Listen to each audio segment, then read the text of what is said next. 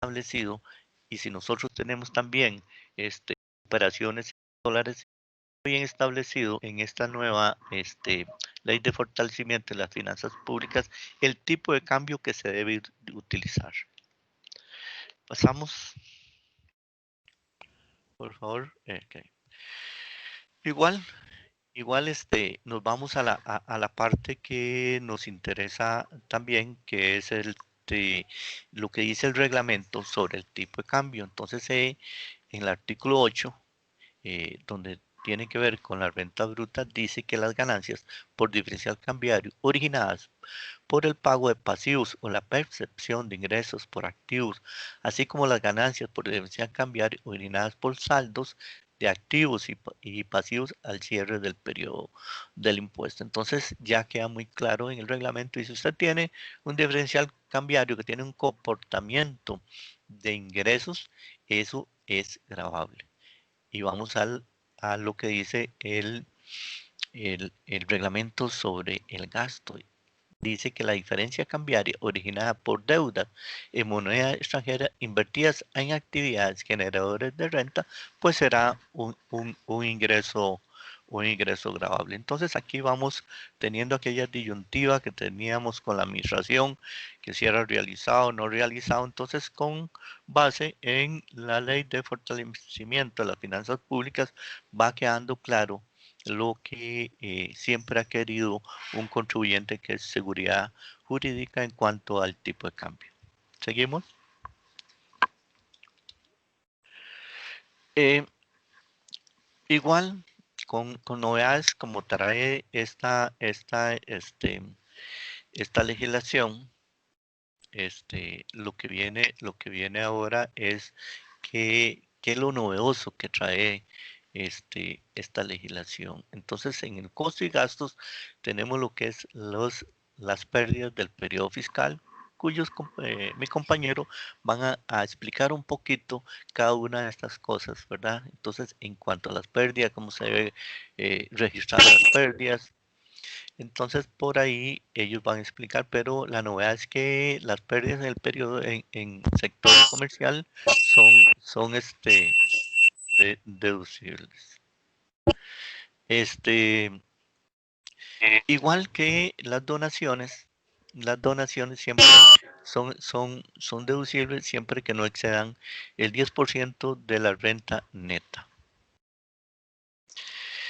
Y para el sector bancario tenemos lo que son las estimaciones autorizadas por la superintendencia. Entendemos que la superintendencia está con la administración tributaria trabajando en una resolución conjunta, pero de momento sí habría que ver qué resoluciones.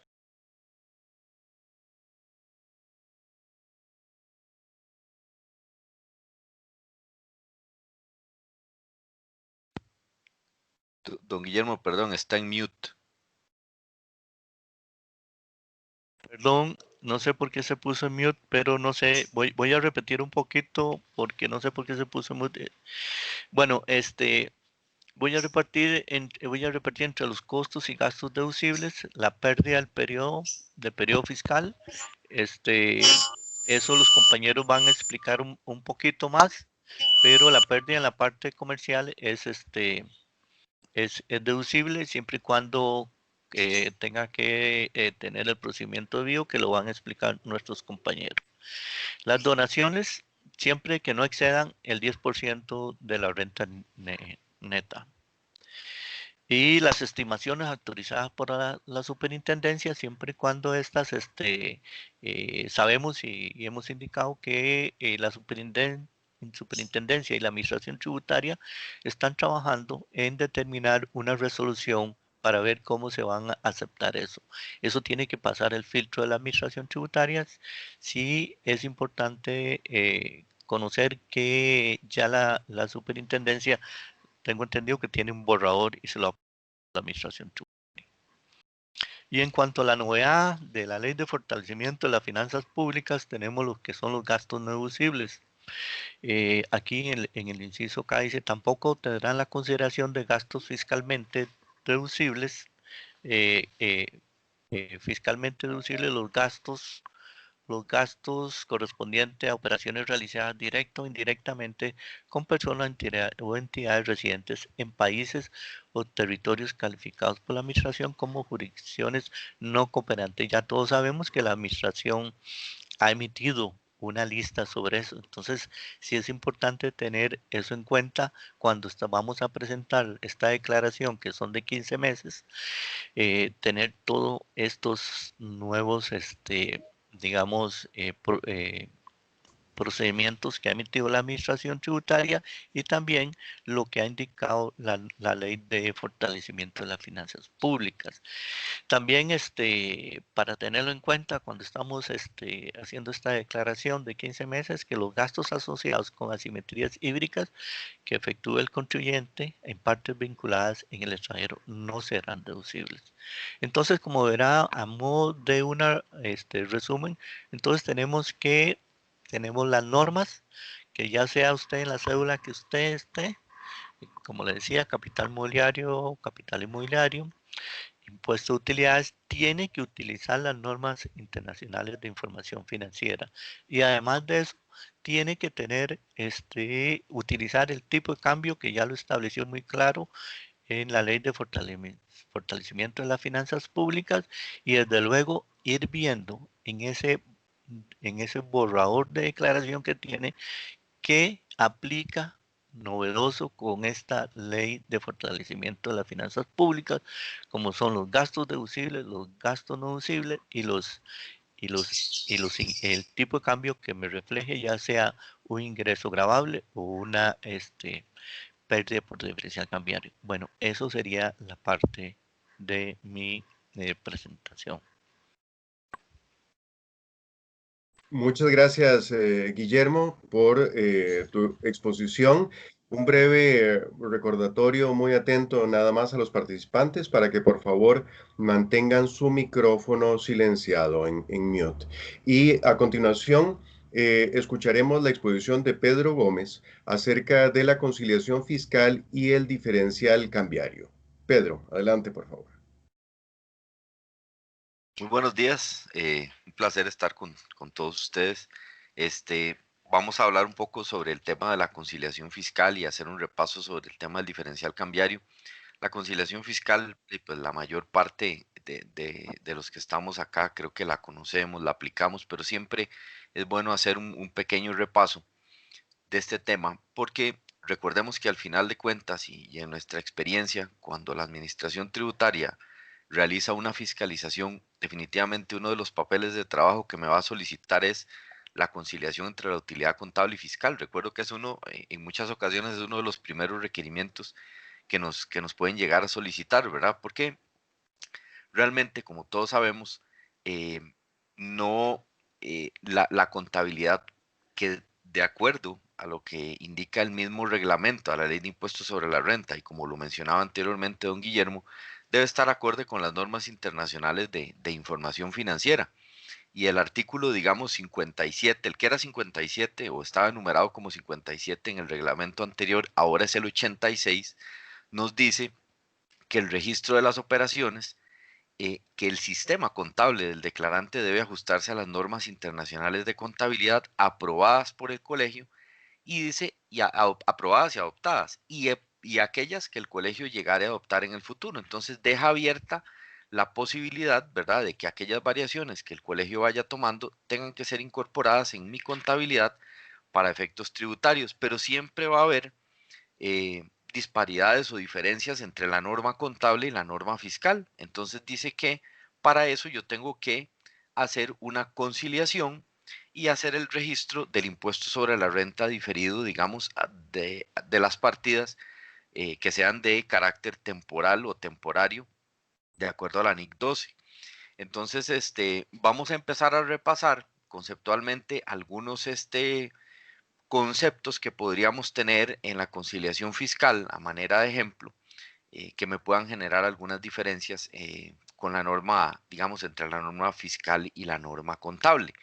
Entonces, uno de los primeros, si partimos de una utilidad contable antes de impuestos, podríamos tener, por ejemplo, las ganancias de capital, alguna ganancia de capital que no se, digamos, integre al concepto de renta de utilidades, pues tendrá que ser declarada en una cédula separada. Sin embargo, como mi estado financiero es uno y este va a ser un ingreso que forme parte de mi estado de resultados, en este caso debería de ser considerado como un ingreso no gravable, ¿verdad? Porque lo vamos a declarar eh, claramente en otra cédula. Un poco del tema de integración y demás se va a tratar también más adelante. No vamos a entrar en ese detalle, pero entonces ese podría ser uno.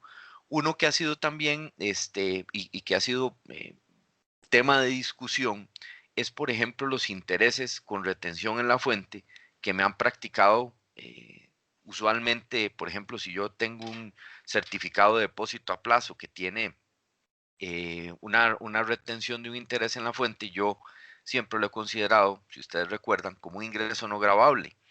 Ahora decíamos, bueno, pero con el tema de renta global pareciera que ese interés debería de gravarse y lo que me retienen, el 15% que me van a retener, podría ser como un crédito fiscal. Bueno, debemos indicar que un poco la norma lo que indica o lo que dice es que estas parecieran entenderse, pareciera que deberían tratarse de la misma forma como veníamos, como ingreso no gravable, pero dice la norma que si yo tengo argumentos para probar que realmente esos dineros se encuentran integrados, podría integrarlos. Entonces, aquí la norma no cierra la posibilidad de una u otra forma, pero pareciera que en primera instancia podría seguir tratándolo como no gravable, pero también existe la opción, porque ese es el tema, de poderlo integrar si tengo elementos suficientes de prueba para decir, mire, no, es que esto está integrado.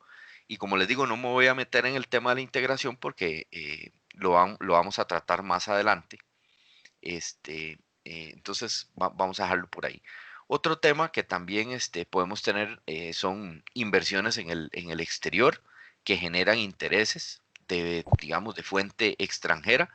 En este caso serían también considerados no gravables.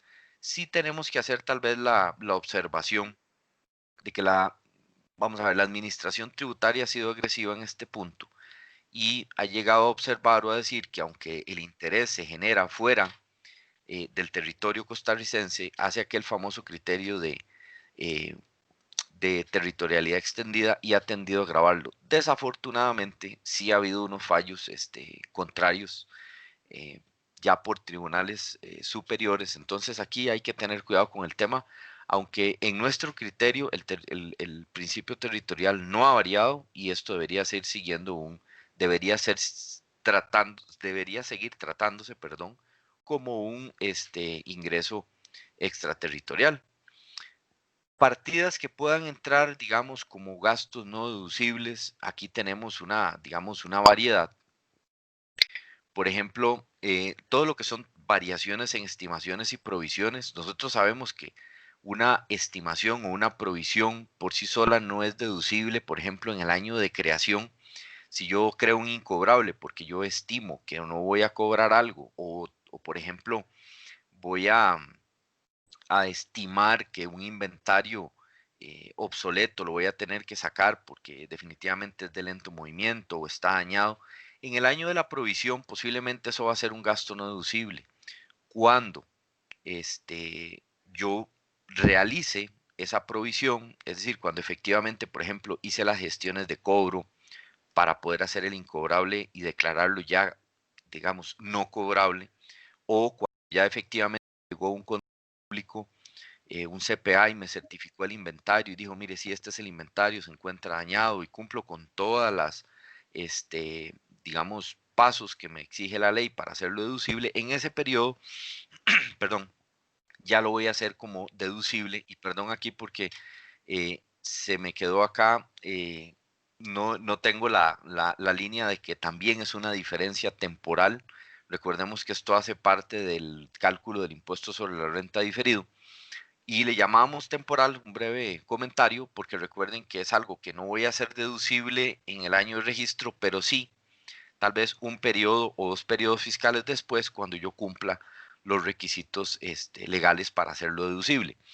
Eh, Otro que tenemos por ahí, que se empezó a aplicar el año anterior, es el efecto de la NIF 16, porque si recuerdan acá, ahora, perdón, Ahora por ejemplo, los arrendamientos que eran puramente, digamos, operativos, qué sé yo, si yo arriendo el edificio, pues eso nunca se reconocía nada en el balance.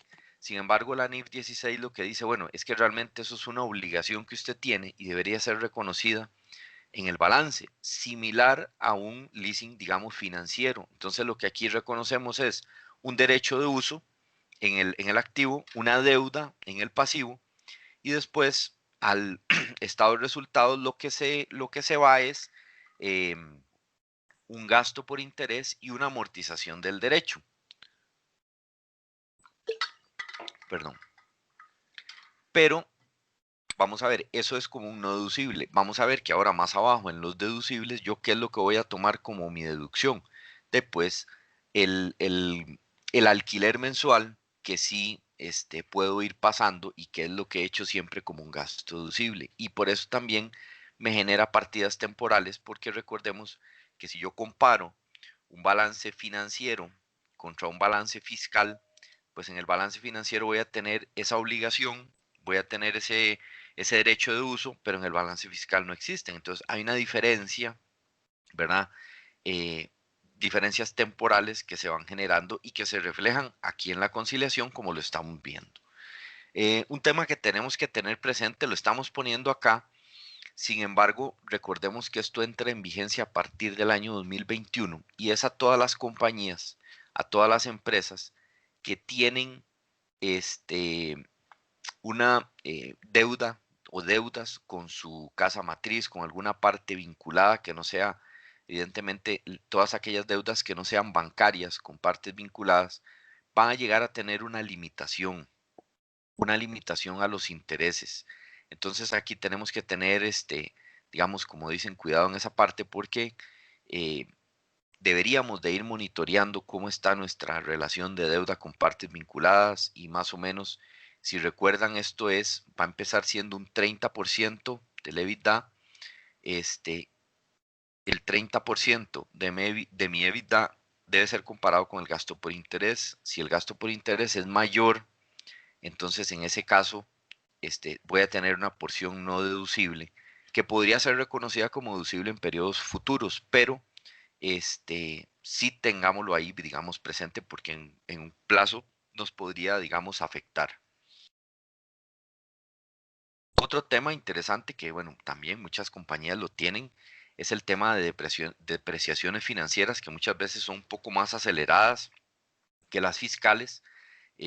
Esto también nos genera una diferencia y ahí también es temporal, tenemos que mencionarlo.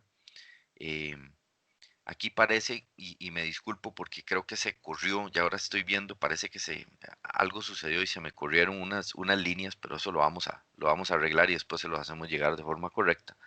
Las depreciaciones financieras aceleradas que me pueden generar, como saben, para efectos financieros, muchas veces, más si son empresas transnacionales, pues tendrán que respetar sus porcentajes de depreciación de casa matriz para poder hacer su consolidación de estado financiero. Sin embargo, para efectos tributarios, tenemos las que ya sabemos del anexo 2 del reglamento a la ley de impuestos sobre la renta, tenemos que apegarnos a estas, pero entonces esas diferencias se van a tener que ir reflejando en la conciliación fiscal desde que nacen hasta que van, digamos, se van terminando de, digamos, morir o realizar, si le quisiéramos decir, ¿verdad? este, y hay que irla reflejando y me genera también un impuesto sobre la renta diferido. También puede ser, por ejemplo, cuando tenemos políticas de capitalización, ¿verdad? Usualmente para efectos de casas matrices y demás, la política de capitalización es mucho mayor que, que tal vez la que tenemos fiscalmente, que realmente es una política de capitalización baja. Entonces, en ese caso, igual tendríamos que llevar ese control y ese control, como el de las depreciaciones, ¿cómo lo llevamos? Pues tenemos que llevar dos auxiliares, un auxiliar fiscal y un auxiliar financiero para ir controlando, digamos, evidentemente el impuesto corriente y también el diferido.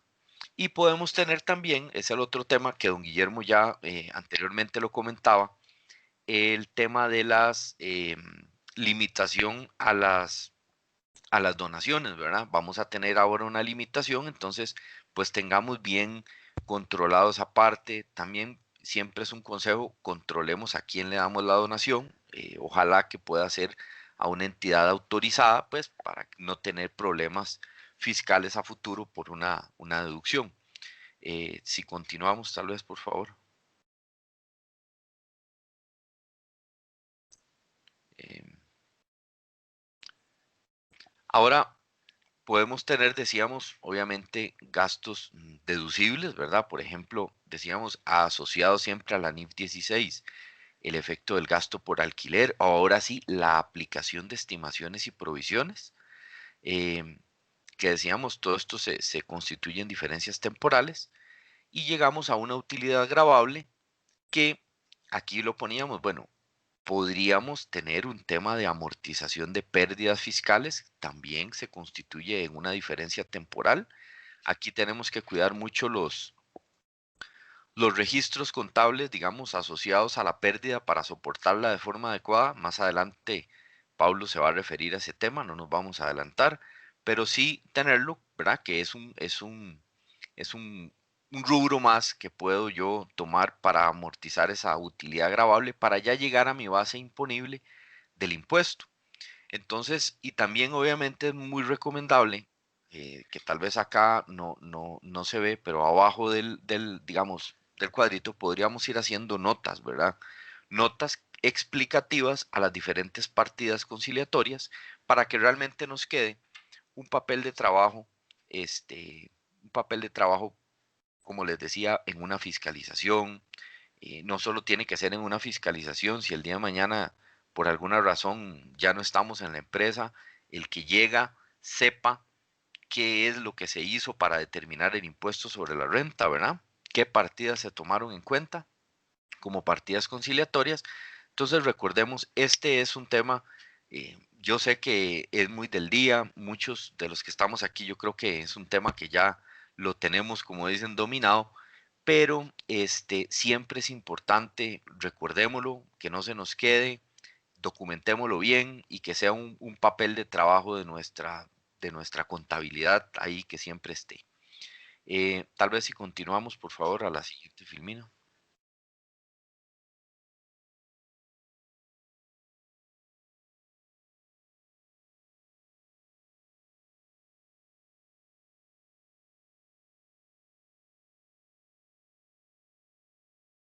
Vamos a conversar ahora un poquito sobre el tema del diferencial cambiario, un poco los cambios, digamos, que ha habido, que ya don Guillermo también se refirió. Sin embargo, vamos a hacer un poquito y a mencionar un poco la historia que esto ha tenido.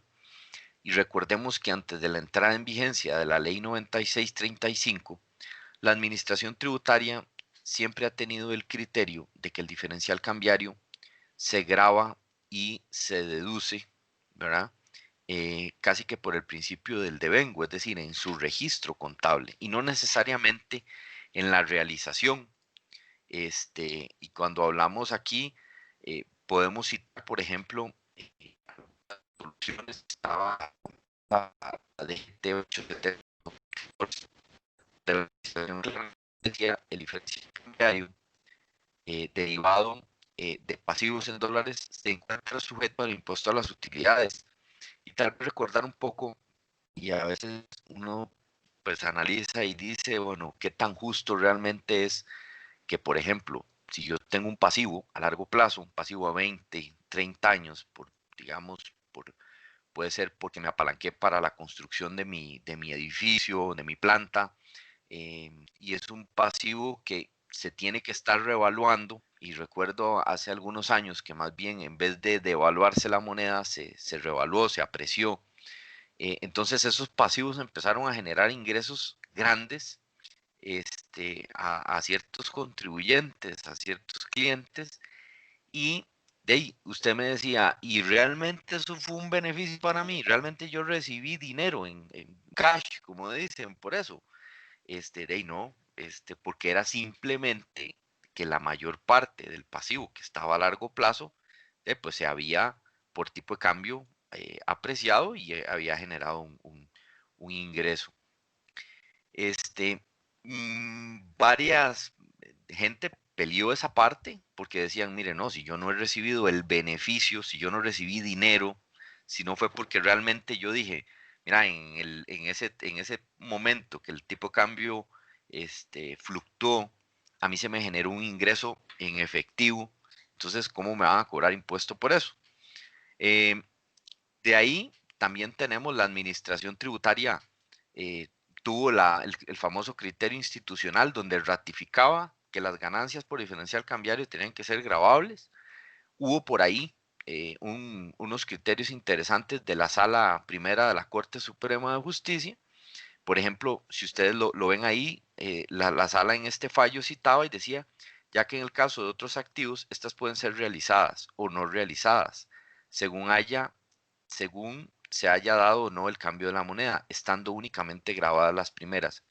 La sala primera aceptó por lo menos en 2, 3 ocasiones el tema de la realización, es decir, si yo no he recibido el beneficio en dinero, no debería de grabarlo. Después por ahí hubo un criterio que la sala como que se desdijo, pero digamos que en la mayor parte y tribunales más abajo como el contencioso y el fiscal sí le llegaron a dar la razón al tema de la realización, pero ya con la entrada en vigencia de la ley 9635, como lo comentaba don Guillermo, ya esto cambia al criterio del devengado. En el impuesto a las utilidades, el diferencial cambiario se grava en el devengado. Ya no hay mucha discusión, o sea, si da un ingreso, pues será un ingreso gravable, y si da un gasto, será un gasto deducible. Entonces, para que le pongamos cuidado a esto, lo dijo don Guillermo, ahora el tipo de cambio es el del Banco Central de Costa Rica de venta, siempre ha sido el del Banco Central de Costa Rica, pero el de venta ahora con ese gran paréntesis, y finalmente por ahí había salido un oficio, por si lo ven, donde tributación se enredó un poco ahí, no sé qué pasó, y empezó a hablar del realizado, pero realmente con mucho más certeza podemos decir la ley habla del devengado. Entonces, para que eso lo tengamos presente. Y bueno, esa fue mi participación y un gusto siempre estar con ustedes. Muchas gracias, Pedro. Te agradezco mucho y a continuación escucharemos las palabras de Sergio García sobre la renta global, vinculaciones de rentas del capital y impuesto a las utilidades. Adelante, Sergio. Gracias, Álvaro, muchas gracias. Bueno, para hablar de este tema, en la siguiente lámina lo que veremos es que ustedes saben que hay diferentes cédulas dentro del impuesto sobre las utilidades de la renta. Diferentes tipos de rentas se graban de diferentes formas. Entonces, la renta proveniente de actividades lucrativas va en la famosa declaración de 101. Los ingresos que generan no residentes, esos van en el impuesto sobre remesas al exterior. El trabajo personal dependiente, bueno, los salarios típicamente vamos a ver una retención en la fuente de parte del empleador. Y las rentas de capital, este nuevo capítulo en principio aplica a las rentas, tiene su alícuota, su tarifa especial y un campo de aplicación especial que a veces se puede traslapar. Aquí es donde el asunto se pone interesante, como lo veremos en la siguiente lámina. En esta siguiente lámina, lo que vemos es que hay dos grandes universos. De un lado está el lado de la actividad ordinaria, aquella que llevo yo a cabo con activos, la que proviene de mi actividad normal y de los activos que yo uso en esa actividad normal. Y luego están mis rentas de capital del otro lado, que proviene de otras actividades que no sean mi actividad normal y de los activos que yo no use en esa actividad, esencialmente asociada a los activos. Como vemos, hay un pequeño espacio de traslape entre los dos universos y eso se refiere a aquellos activos que yo uso en ambas actividades. Bueno, ¿cuál es el campo de aplicación de cada una de estas áreas? El ejemplo que más me sirve a mí para explicar esto es el de mi amiga dentista que tiene su consultorio en su casa. Entonces llega uno a su casa, toma hacia la izquierda y a la izquierda está la recepción, está el consultorio, está, digamos, un pequeño baño para las visitas, y después de allá, del otro lado, está su casa con la sala, la cocina, los cuartos, todo lo que ustedes quieran. Entonces, ¿cuál es su actividad lucrativa ordinaria? Es el ejercicio de su actividad de dentista. Entonces, esos ingresos van en la categoría de renta ordinaria. Luego, ella, como otras personas de ese gremio, ocasionalmente le da un espacio al maxilofacial, al ortodoncista, al otro, para que lleguen a atender desde su clínica y les cobra, digamos, por el uso de sus instalaciones. Eso, como estamos hablando de rentas derivadas de activos usados en su actividad lucrativa, esos ingresos, que son alquileres, son renta ordinaria. Si ella más bien recibiera, por decir cualquier cosa, un estudiante de intercambio y le alquila un cuarto de la casa, ese es un activo que ella no usa en su actividad lucrativa, y ese ingreso iría en el régimen de rentas de capital. Entonces, me explico. Hablando del dinero, que es más difícil, pensemos entonces que ella tiene una cuenta bancaria, que es la que usa en donde recibe los pagos de los clientes, de donde paga proveedores, paga inventarios, paga servicios públicos, paga patentes, impuestos, tanta cosa. Y pues lo que le va quedando, periódicamente lo va pasando, digamos, a certificados de depósito, que es lo que ella usará después para su ahorro personal. Si es dinero que usa habitualmente en su negocio, va a ser un activo usado de la actividad ordinaria. Si no, entonces sería una renta de capital. Entonces, digamos que hasta ahí el mundo debería ser más o menos claro. Ahora, esto para una empresa, en particular, la pregunta que surge es, ¿qué hago yo con los intereses que me pagan mis cuentas y los certificados de depósito que yo recibo? Bueno, en principio, como vimos, estas cuentas, si son cuentas que yo uso en mi renta ordinaria, pues yo debería estar declarándolas. Esos intereses como renta ordinaria, si bien es cierto, fueron sujetos a retención, los declaro como un ingreso en mi declaración del impuesto sobre las utilidades, y el impuesto que se me retuvo lo utilizo como un pago a cuenta del impuesto que finalmente resulte. Ese es el principio. Como veremos en la siguiente lámina, siempre hay excepciones. Y estas excepciones, en particular de la lámina que sigue, se refieren a ciertos tipos muy específicos de instrumentos financieros.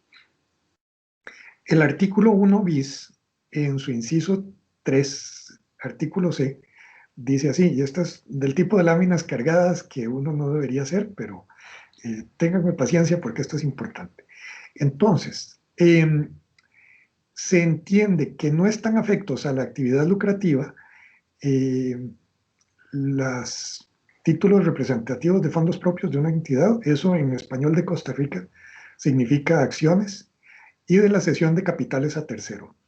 Eso significa préstamos en español de Costa Rica. Siempre que, entonces, solamente estos se entienden no afectos expresamente a la actividad lucrativa. 1. Los títulos de oferta pública. 2. Los emitidos por gente supervisada por CONACYF. O 3. Las participaciones en fondos de inversión. Bueno, entonces, ¿qué dice ahí? Que si bien es cierto, mi cuenta bancaria me puede pagar, por ejemplo, intereses sobre esos saldos que yo mantengo, este inciso, subinciso, dice que se entiende que no está afecto a la actividad lucrativa.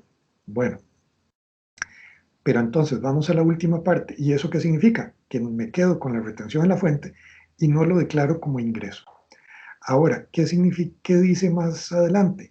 Que si yo puedo probar que si existe una vinculación efectiva con la actividad lucrativa, entonces yo puedo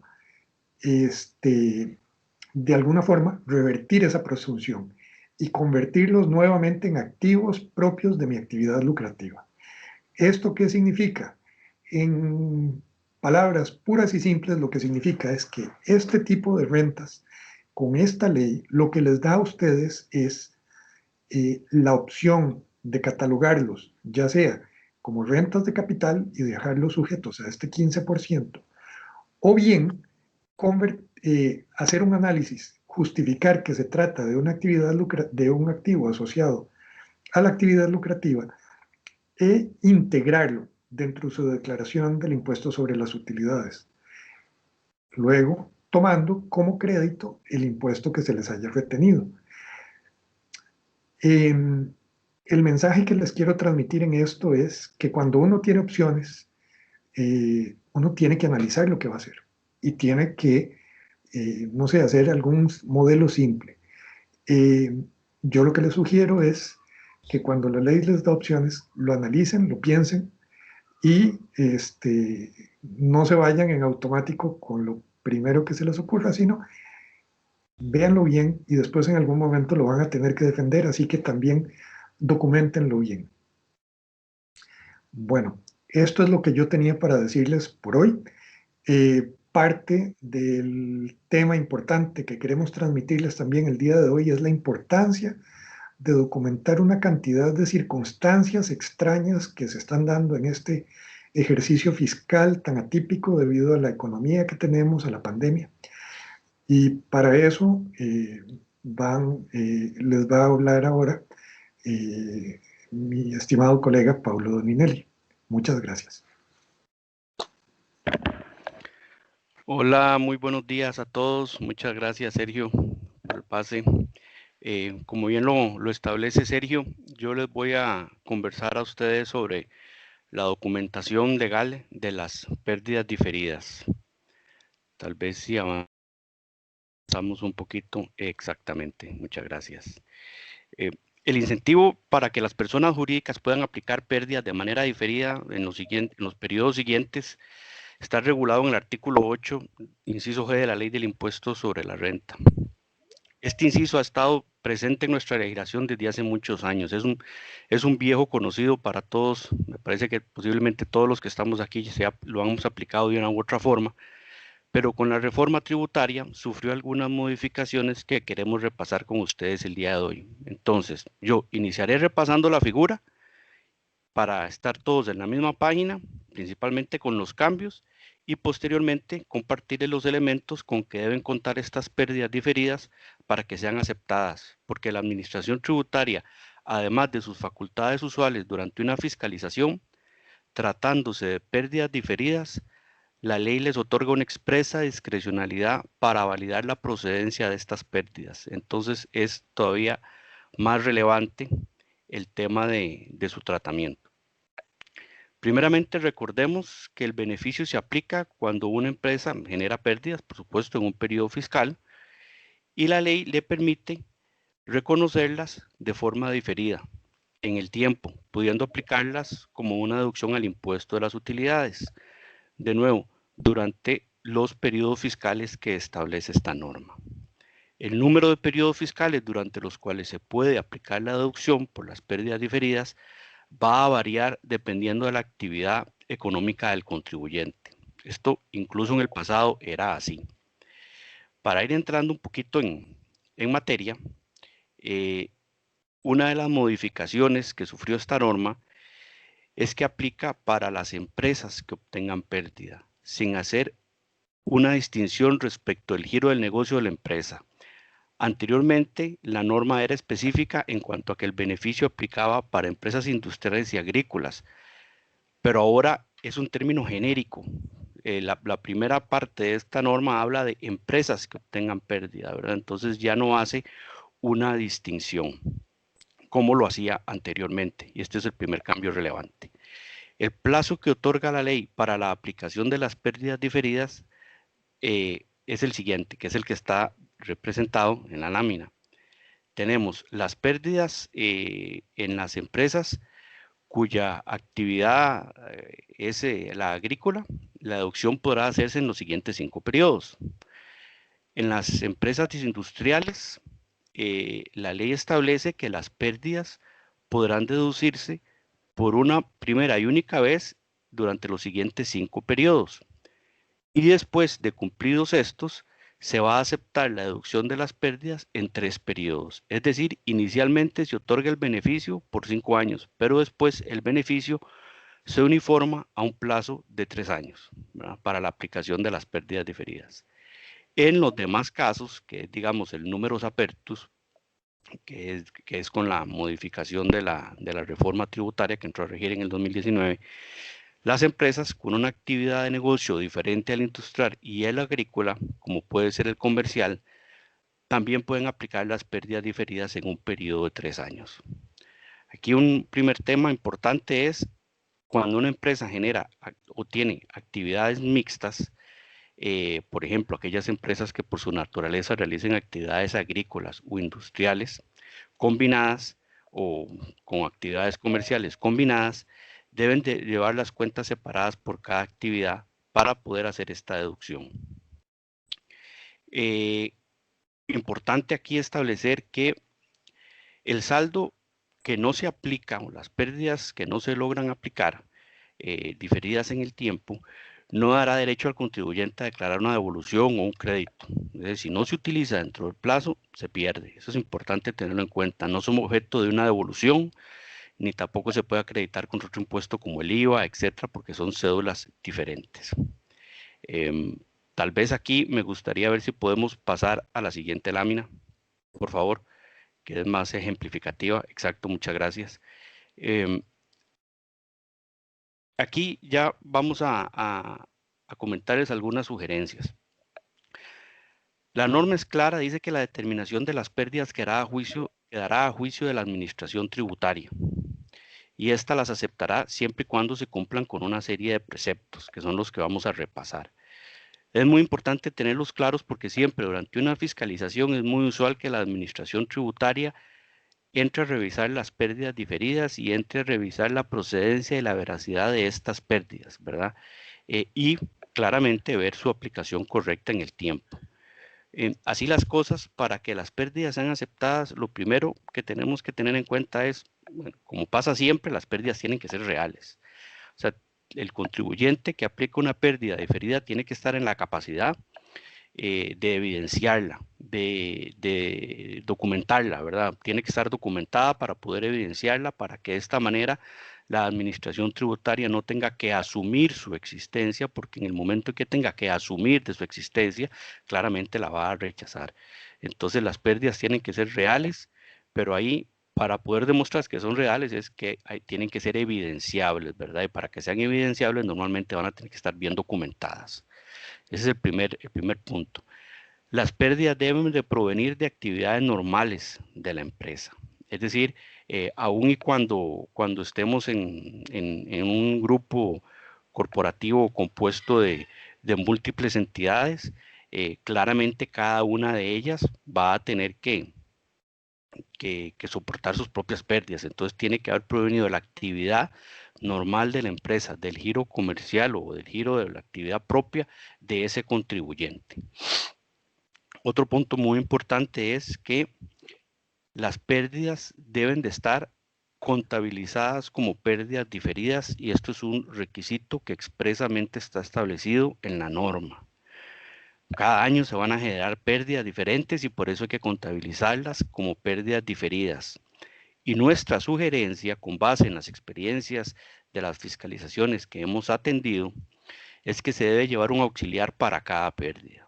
Con este auxiliar se va a poder llevar el control de cómo se va consumiendo la pérdida. Digamos, en las fiscalizaciones, la autoridad tributaria va a solicitar información sobre los auxiliares con muchísima frecuencia, porque es la única manera en que pueden validar que una pérdida diferida se está aplicando correctamente y dentro del tiempo permitido.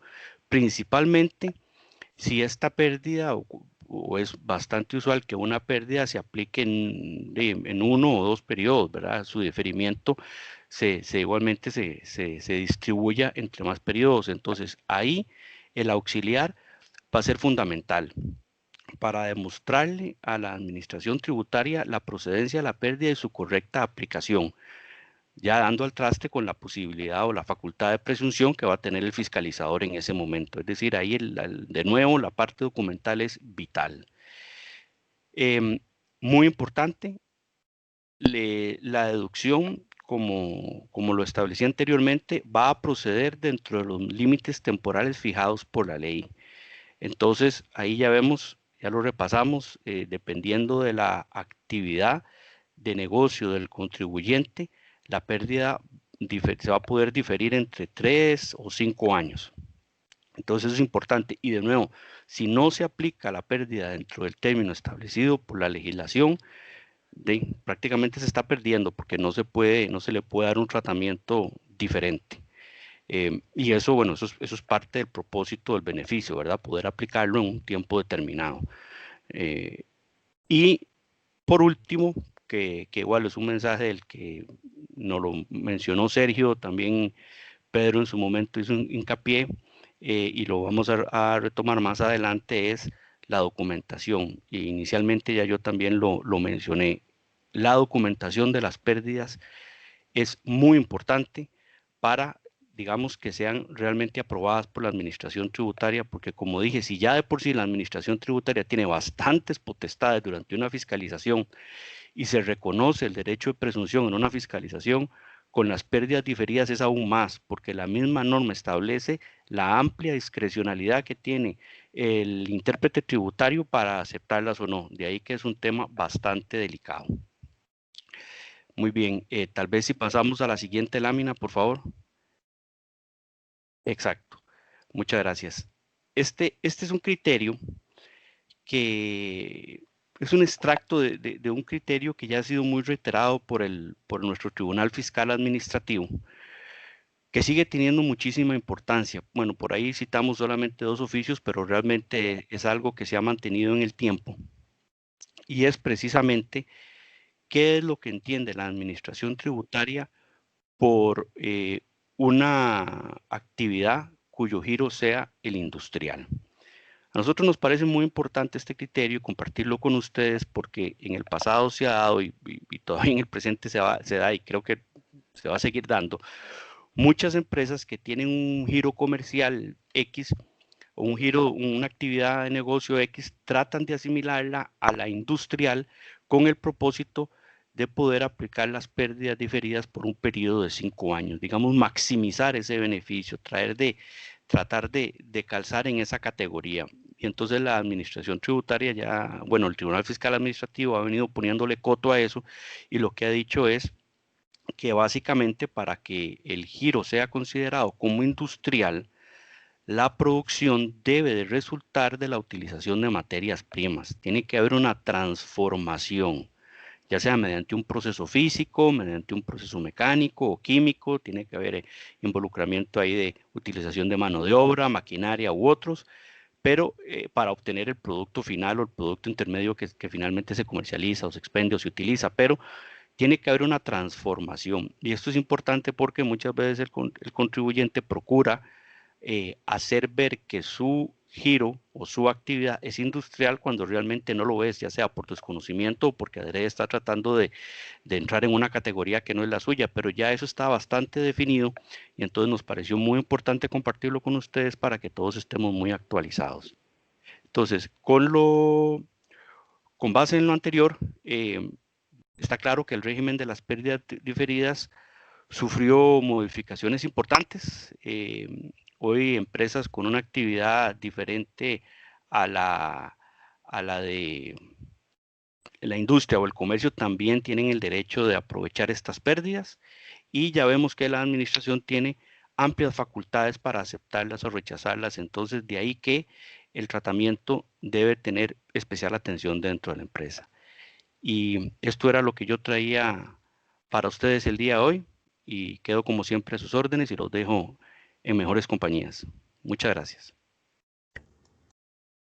Muchas gracias, Pablo, y por tu referencia a este importante tema que tiene un pariente cercano, que es el tratamiento fiscal a las cuentas incobrables, del cual nos va a hablar la socia Cristina Sansonet. Hola, Cristina, adelante, por favor. Gracias, Álvaro, por el pase. Buenos días a todos, un gusto de acompañarlos esta mañana.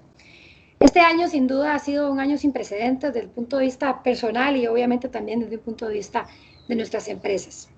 Un año donde hemos visto limitaciones de movimiento nacional, internacionalmente, donde hemos visto problemas en los encadenamientos de suministro y donde esas limitaciones al movimiento y esa situación económica y la contracción económica que estamos viviendo probablemente ha afectado la recuperación de las cuentas por cobrar que tenemos con nuestros clientes. Entonces es un momento donde vale la pena revisar cuál ha sido el tratamiento de los incobrables, porque probablemente ustedes tienen muy claro, han vivido tal vez en algunos supuestos en carne propia, la agresividad de la administración tributaria respecto al cuestionamiento de la deducibilidad de las cuentas por cobrar. De previo entrar a referirme al tratamiento tributario de los incobrables, tal vez es importante mencionar que a pesar de la reforma fiscal aprobada mediante la Ley de Fortalecimiento de las Finanzas Públicas, este tema no se vio modificado. La Ley del Impuesto sobre la Renta, el artículo 8, sigue manteniendo los requisitos y la forma en que procede para que una deuda sea incobrable y no hubo tampoco variación en el reglamento. Sin embargo, hay otras modificaciones de la Ley de Fortalecimiento de las Finanzas Públicas que ya comentaron mis compañeros Pedro, don Guillermo y Pablo en relación con el diferencial cambiario que puede afectar esa cuenta por cobrar y en relación con la posibilidad de amortización de las pérdidas comerciales, industriales o agrícolas que pueden incidir en el momento de cuando consideramos tomar el gasto como deducible. Acá es importante tener en cuenta lo que establece la ley, que ha sido un poco modificado y ampliado, creo que a favor a nivel de reglamento, los momentos en que podemos tomar el aprovechamiento del gasto y muy importantemente, reiterando también lo que se ha comentado anteriormente, la documentación soporte que tenemos que tener para efectos de poder sustentar la deducibilidad de ese gasto. En relación con la base legal, es importante considerar que el artículo 8 básicamente establece que aquellas deudas que se manifiestamente incobrables, esa es una palabra muy importante, que se originen de las operaciones de giro habitual y se hayan agotado las gestiones legales para su recuperación, a juicio de la Administración Tributaria y la norma reglamentaria podrán tomarse como deducibles.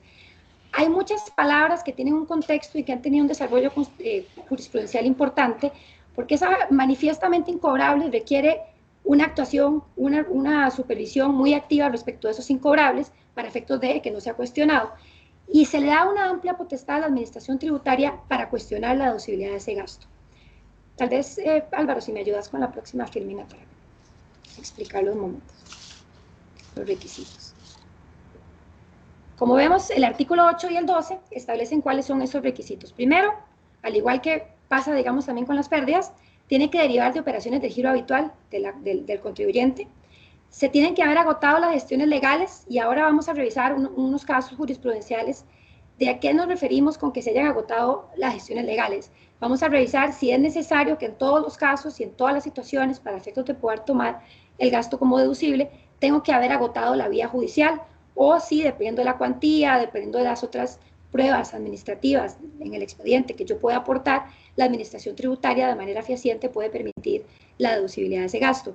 Sin embargo, sí es importante que en este caso la potestad que tiene la Administración Tributaria y los auditores en los procesos de fiscalización es bastante importante, es muy fuerte, la ley se los da y ha sido así ejercida en las fiscalizaciones. Esta es una partida que es muy revisada junto con beneficios empleados, son partidas que típicamente cuando un auditor fiscal ve una cuenta que dice incobrables, inmediatamente ataca y pide la documentación soporte. El artículo 12 del reglamento viene a establecer que el contribuyente puede tomar la deuda como incobrable cuando considere en un primer momento que es manifiestamente incobrable. Entonces aquí es importante entender qué ha dicho la jurisprudencia o qué se debe interpretar con el concepto de que sea manifiestamente incobrable y que se logren justificar las razones que acrediten tal justificación.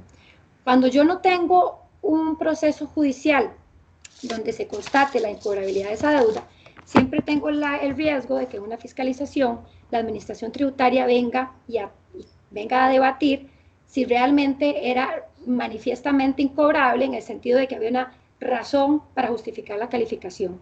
Entonces ahí a nivel jurisprudencial se han establecido que puede derivarse de razones jurídicas, básicamente que se haya agotado la vía correspondiente para recuperar el dinero, o razones económico-contables, que haya una certeza ineludible de que no se va a poder cobrar esa cuenta por cobrar. Entonces acá lo que conlleva es que los contribuyentes van a tener que tener un control y una actitud muy proactiva respecto de sus cuentas incobrables para efectos de poder determinar en cada uno de los casos cuál es ese tratamiento. Obviamente toda esta normativa, dejado de lado lo que son las entidades supervisadas, que tienen obviamente sus normas especiales, tal como lo comentaba don Guillermo al inicio, y que hay una normativa especial que aplica para ese tipo de contribuyentes. Si me ayudas con la próxima, Filminal. Como vemos, a nivel reglamentario, se establecen 2 momentos para tomarse el gasto. Un primer momento es que la administración de la empresa hace una revisión de su cartera de los atrasos y de sus cuentas incobrables, hace una revisión de cada una de esas cuentas incobrables, hace una revisión del deudor, hace una revisión de cuáles son las razones que han generado ese atraso, ¿verdad? Obviamente en esta situación del COVID probablemente permean algunas otras condiciones respecto de los atrasos de ciertos clientes que valdría la pena tomar en consideración. Lo va a contemplar también José más adelante en el tema de precios de transferencia, que obviamente todos estos temas se unen y hay que analizarlos de una manera integral para tener o controlar cualquier contingencia fiscal futura. Si un contribuyente hace este análisis, llega a la conclusión de que la cuenta es incobrable, que no hay probabilidades de recuperación de ese posible ingreso, entonces el reglamento permite tomarse el gasto. Sin embargo, si llega la administración tributaria y en un proceso de fiscalización, cuando revise los estados financieros, determina que hubo un gasto por deuda incobrable y que probablemente va a pedir la documentación soporte, y si la administración tributaria en el momento del análisis llega a determinar que tal vez no se habían agotado las vías suficientes, que tal vez la posición del contribuyente no había sido tan activa, que tal vez no se había intentado con mayor vehemencia la recuperación de esa cuenta por cobrar, o inclusive que el posible deudor tenía otros bienes que eran perseguibles o había otra manera de lograr recuperar ese dinero, entonces muy probablemente va a intentar o va en el proceso de fiscalización rechazar el gasto, que básicamente va a implicar un ajuste en el impuesto de renta de ese año, más multas e intereses, y ahí surge el segundo momento que le otorga el reglamento y la ley al contribuyente, donde básicamente es, posterior a ese rechazo, el cliente tiene que poder agotar que realizó las gestiones legales y demostrar que no hubo un pago en 24 meses. Si es así, puede tomar el gasto en el periodo fiscal siguiente. Aquí es importante, tal vez, detenernos y analizar la situación financiera que atraviesa en general el mundo, pero concentrándonos en Costa Rica, va a generar fiscalizaciones de las administraciones tributarias probablemente muy agresivas, porque necesitan recursos frescos para cubrir el déficit que estamos afrontando. Entonces, en este momento, vale la pena hacer una revisión. Si se va a tomar algún gasto por incobrable este año, vale la pena tomarse tiempo para revisar cada uno de los casos de esas cuentas incobrables para poder revisar si se cumplen con los requisitos y los supuestos subjetivos que puede tomar en cuenta el propio contribuyente para considerar esa cuenta como incobrable, para que podamos acudir al primer momento. Esto para evitar que en una fiscalización tengamos después un eventual ajuste. Si me ayudas con la próxima, Álvaro, por favor. Hemos visto este análisis causístico que les vengo mencionando, deriva de que cuando uno revisa la jurisprudencia, determina, como les digo, un cuestionamiento muy fuerte en los incobrables. Se determina también confusiones en algunos momentos de parte de la administración tributaria en ciertas industrias, cuando por ejemplo tenían una cartera, alguna cartera porque se dedicaban a las cuentas por cobrar y tenían un activo financiero y lo vendían, y esas carteras se trataban como un gasto, como una pérdida, más no como un gasto por incobrables. Se generaron una serie de ajustes porque se le pidieron que esas carteras de cuentas por cobrar cumplieran los requisitos de la incobrabilidad.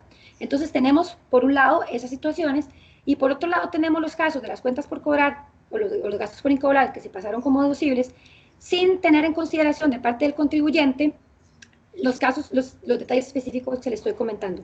Era muy típico ver, especialmente hace algunos años, hace 5 o 6 años, que los contribuyentes deducían el gasto y documentaban la deducibilidad únicamente con una carta de un abogado que decía: el deudor no tiene bienes o no se ha podido contactar, pero no había un expediente de cada uno de los supuestos donde constaran las llamadas, donde constaran los correos, donde constaran todas esas actuaciones y toda esa intención del cliente de lograr de recuperar ese adeudo. Entonces, todas estas situaciones, esos faltantes de documentación, lo que generaron es una amplia jurisprudencia de rechazo del gasto. Si pasamos a la siguiente para comentarles algunas jurisprudencias que les incluimos ahí en la presentación, que les pueden ser de utilidad para revisar situaciones de sus propias entidades. Aquí nada más lo que le queríamos mostrar es que la jurisprudencia, hay un criterio, y lo vamos a ver en esta y en la siguiente filmina, del Tribunal Fiscal Administrativo, donde en 3 casos ha aceptado que no es necesario que el contribuyente agote la vía judicial para efectos de tomar el gasto como deducible. Lo importante, como les digo, es poder demostrar técnicamente la razón con la documentación soporte de que es incobrable. Había un caso anterior, instancia superior de la sala primera, donde sí se había fallado en ese caso específico, que para poder tomar el gasto como deducible sí se necesitaba acudir a la vía judicial. Sin embargo, cuando nos pusimos a revisar esta sentencia específica, nos dimos cuenta que lo que sucedió en ese caso es que el contribuyente tenía muy mal soportado el incobrable. Entonces nos parece que la conclusión de la sala se dio más bien atendiendo la situación del caso en particular, donde se estaba tomando la deducibilidad del gasto con un papel muy informal y no había, digamos, una comprobación de las gestiones legales realizadas. Tal vez sí me pasas la próxima filme.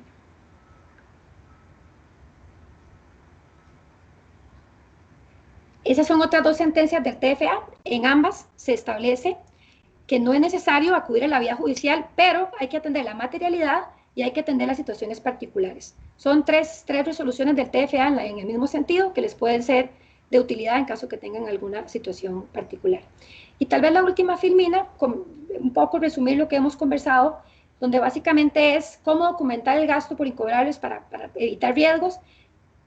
Tengamos un expediente digital donde consten las llamadas, tengamos un expediente donde si la cuantía es muy elevada, incluso conste que lo discutimos a nivel de la junta directiva y que se hizo un análisis específico del caso por caso. De ser viable, si la cuantía es muy importante, pues vale la pena sí acudir a la vía judicial y obviamente revisar a nivel del registro público si la persona, el deudor, tiene bienes perseguibles para efectos de evitar un cuestionamiento del gasto por incobrables. Y tal vez como último punto, hilando, la normativa aprobada, revisemos las cuentas corporativas que tengamos en dólares para efectos de validar el efecto por diferencial cambiario que nos pueda generar dada la reforma fiscal. Y el tema de las pérdidas fiscales, como les comentaba Pablo, hay 3 años las empresas comerciales para tomar ese gasto como deducible. Entonces aquí lo importante es hacer una proyección de que efectivamente si tomo un gasto por deducible, un gasto por incobrables hoy y mi resultado de este año de pérdida, que vayamos a poder utilizar esa pérdida, nos vayamos a poder consumir en los siguientes 3 periodos. Si no, tal vez daría la pena hacer un análisis, tal vez esperar, hacer más gestiones y tratar de dejar el gasto para el otro año para evitar perder un gasto deducible, dado que no es posible solicitar la devolución del efecto de pérdidas. Eso sería. Muchísimas gracias. Excelente, muchas gracias, Cristina, tus palabras sobre este tema tan relevante en la situación que se vive actualmente. Y a continuación escucharemos los comentarios de Carmen Sánchez, socia del área de impuestos, sobre el manejo de inventarios, mermas y sus apreciaciones sobre la transparencia fiscal. Adelante, Carmen. Gracias, buenos días a todos. Ya hemos venido haciendo un repaso de algunos asuntos que quizá hemos tratado de manera ordinaria en periodos fiscales anteriores, pero que este año, tanto por la reforma fiscal como por resultado de la pandemia, se han visto exponenciados o cobran mayor relevancia en nuestros estados financieros y las posiciones fiscales que estemos adoptando al respecto. En materia de inventarios, pues todos hemos sido testigos de que las medidas sanitarias y las restricciones migratorias han provocado un fuerte impacto en la entrega de los inventarios o la recepción de inventarios en nuestras compañías. Hemos visto una incidencia crítica particular en productos como perecederos, medicamentos por sus fechas de caducidad o otro tipo de alimentos. No podemos dejar de lado los inventarios que produjimos o adquirimos para temporadas específicas como el Día de la Madre, el Día del Padre. Hemos visto también una incidencia importante en la obsolescencia tecnológica. Sí podríamos enumerar otra serie de circunstancias que han impactado a nuestras empresas tanto en pérdidas físicas de productos como en pérdidas de valor de dicho inventario, aun y cuando no podemos cegarnos a que el mercado ha reaccionado de manera bastante favorable, tanto en medios de venta, el comercio electrónico se incrementó significativamente, así como en medios de distribución. Vimos desde los más chiquitos y seguimos viendo hasta los más grandes en distribuciones puerta a puerta y otros mecanismos de distribución de estos productos. Sin embargo, la pérdida es una realidad en nuestras compañías y vale la pena que nos detengamos a ver algunas circunstancias que merecen un tratamiento tributario al que usualmente no estamos acostumbrados. De acuerdo con la resolución 29/2018, a la que don Guillermo hacía referencia al inicio de este evento, las mermas no se tratan pues expresamente, pero las podemos encontrar incluidas dentro del concepto de las destrucciones de inventario.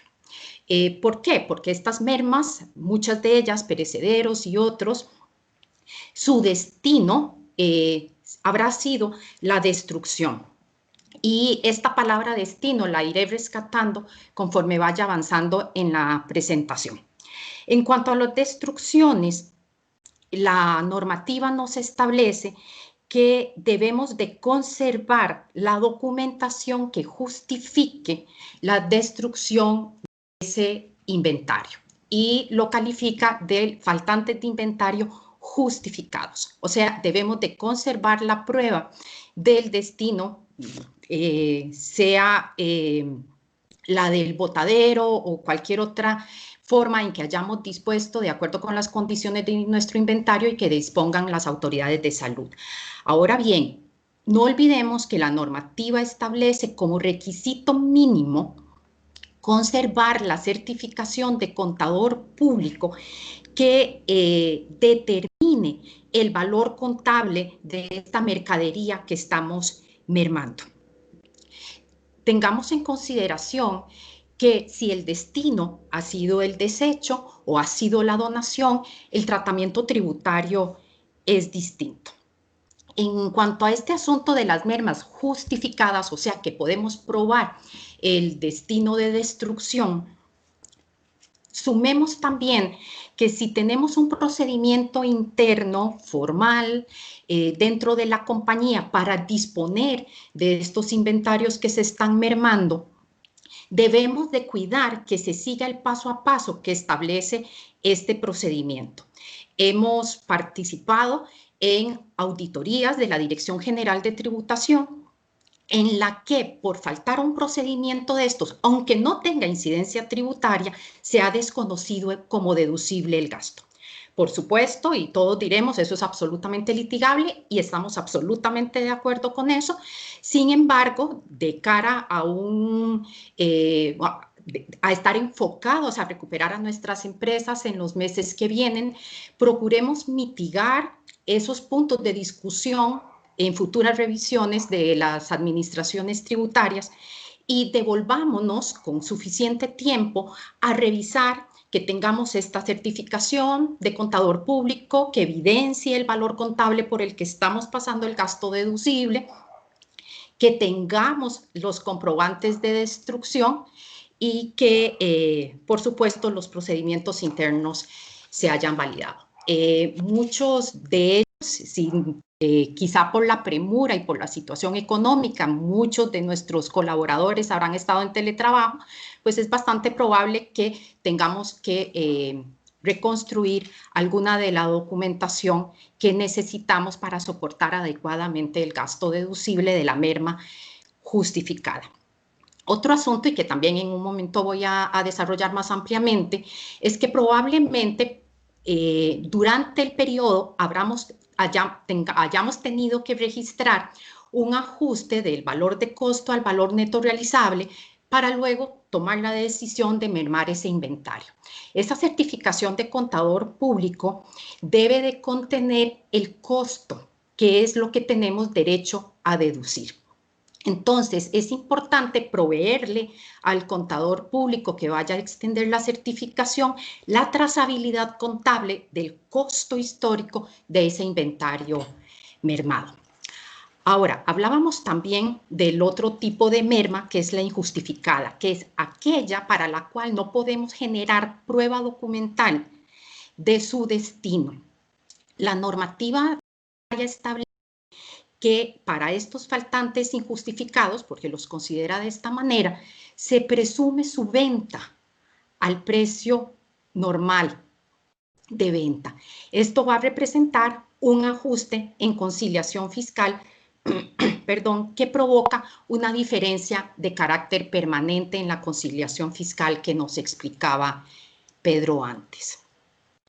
Ahora, perdón, también vimos con relación a los que muchas compañías por programas de responsabilidad social empresarial o por cualquier otra decisión han destinado parte importante de sus inventarios a donaciones.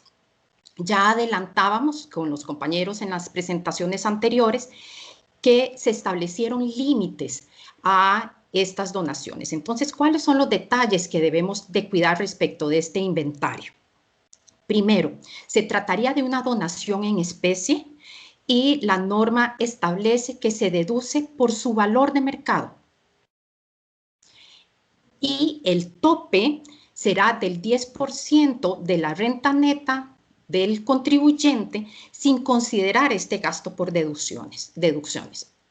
donaciones, perdón. Entonces, tendremos que hacer esta conciliación de valor de costo del inventario al valor de mercado del inventario y además hacer la operación aritmética para saber cuál es nuestro tope del 10% y si tenemos que considerar no deducible algunas de estas donaciones que hemos realizado.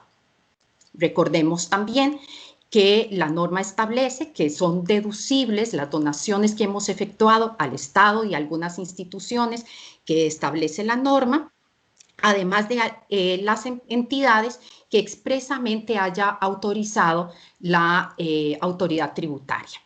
Ahora, dentro de la documentación mínima que establece la misma norma que debemos de conservar, está la consulta al sitio web del Ministerio de Hacienda para probar que en el momento en que realizamos la donación, esa entidad estaba autorizada para recibir donaciones deducibles.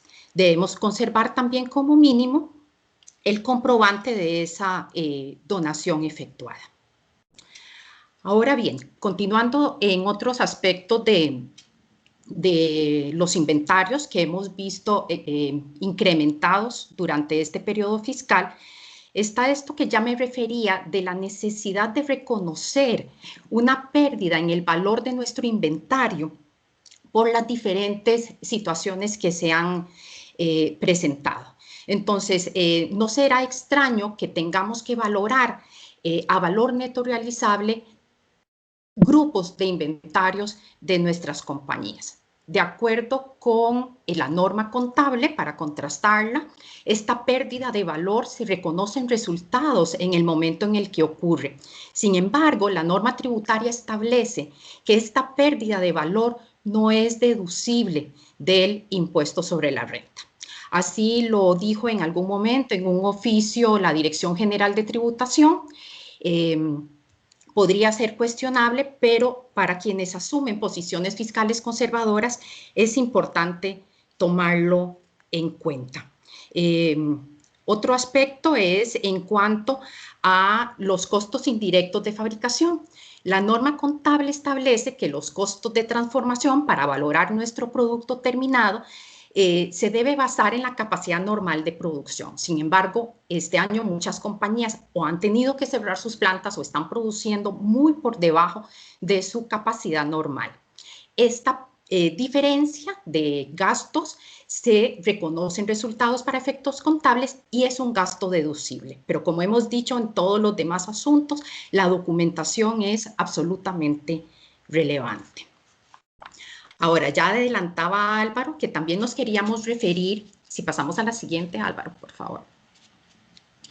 Nos queríamos referir también al tema de la transparencia fiscal. En los últimos años hemos visto como cada vez tenemos que entregar más información de nuestra compañía a la administración tributaria. Y ya muchos de ustedes saben que esta información es accesible a otras administraciones tributarias alrededor del mundo.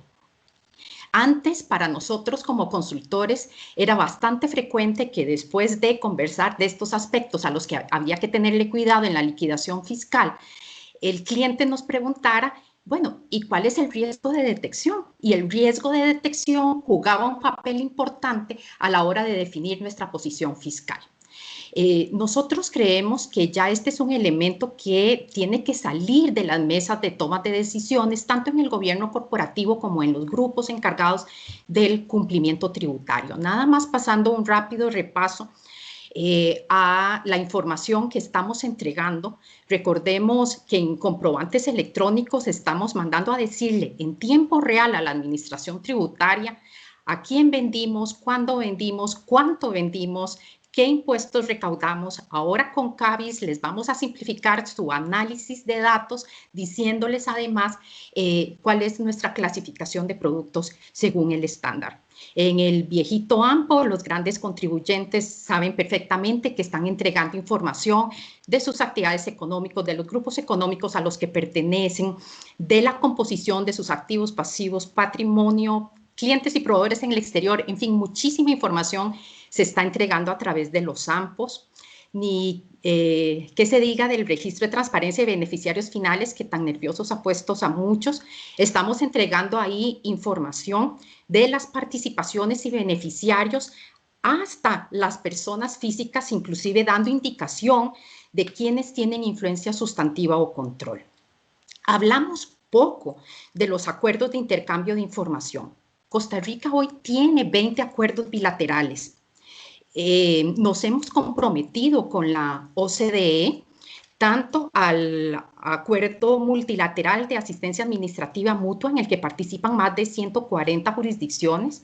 Nos comprometimos con la Convención para aplicar medidas a los tratados fiscales para prevenir erosión de bases imponibles y traslado artificial de utilidades. En esta última convención participan más de 90 jurisdicciones.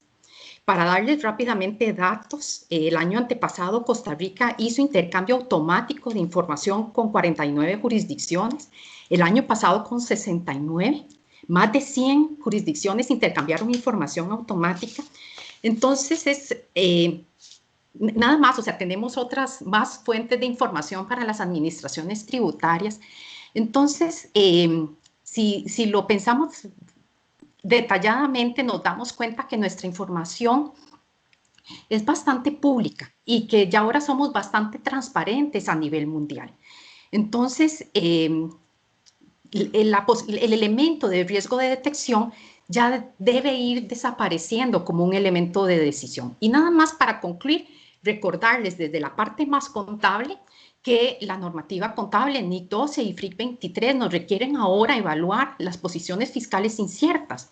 Y en esa evaluación, aplicando juicio profesional y toda la información que esté disponible, considerar si la administración tributaria tuviera acceso a toda nuestra información, si avalaría o no nuestra posición y si tuviéramos que registrar un pasivo contingente y servirle en bandeja de plata a la administración tributaria nuestras posiciones fiscales. Muchísimas gracias. Bien, muchas gracias, Carmen. Y apuntabas también acá en tu diapositiva las obligaciones de precios de transferencia, local file, master file, etcétera. Y justamente para hablar de estos temas, le hemos pedido a Luis Rodríguez, gerente senior a cargo del área de precios de transferencia, que nos hable unos minutos al respecto. José Luis, adelante, por favor. ¿Qué tal? Buenos días a todos, ¿cómo están? Para hablarles del precio de precios de transferencia, vamos a hacer una recapitulación poquita de la normativa. Entonces, si podemos avanzar, por favor. Bueno, esto nada más es para repasar y para que quede bien claro que la normativa de precios de transferencia está vigente desde el 2013 y a pesar de que empezó en 2013 hemos visto fiscalizaciones a ejercicios anteriores al 13, entonces es importante que todo contribuyente, y esto es muy claro en la ley, que todo cabo operaciones con partes tiene que tener documentación soporte. Luego la documentación soporte se ha hablado que nada más es el estudio de precios de transferencia, pero también se tiene que tener vigente que tenemos el master file, el country by country, porque ya son, digamos, documentos que tiene que tener el contribuyente en caso de ser fiscalizado, se tendrá que proporcionar. Y el country by country, bueno, son para aquellos grupos que superen los 750 millones de euros de manera consolidada y este se está presentando antes del 31 de diciembre del siguiente ejercicio fiscal.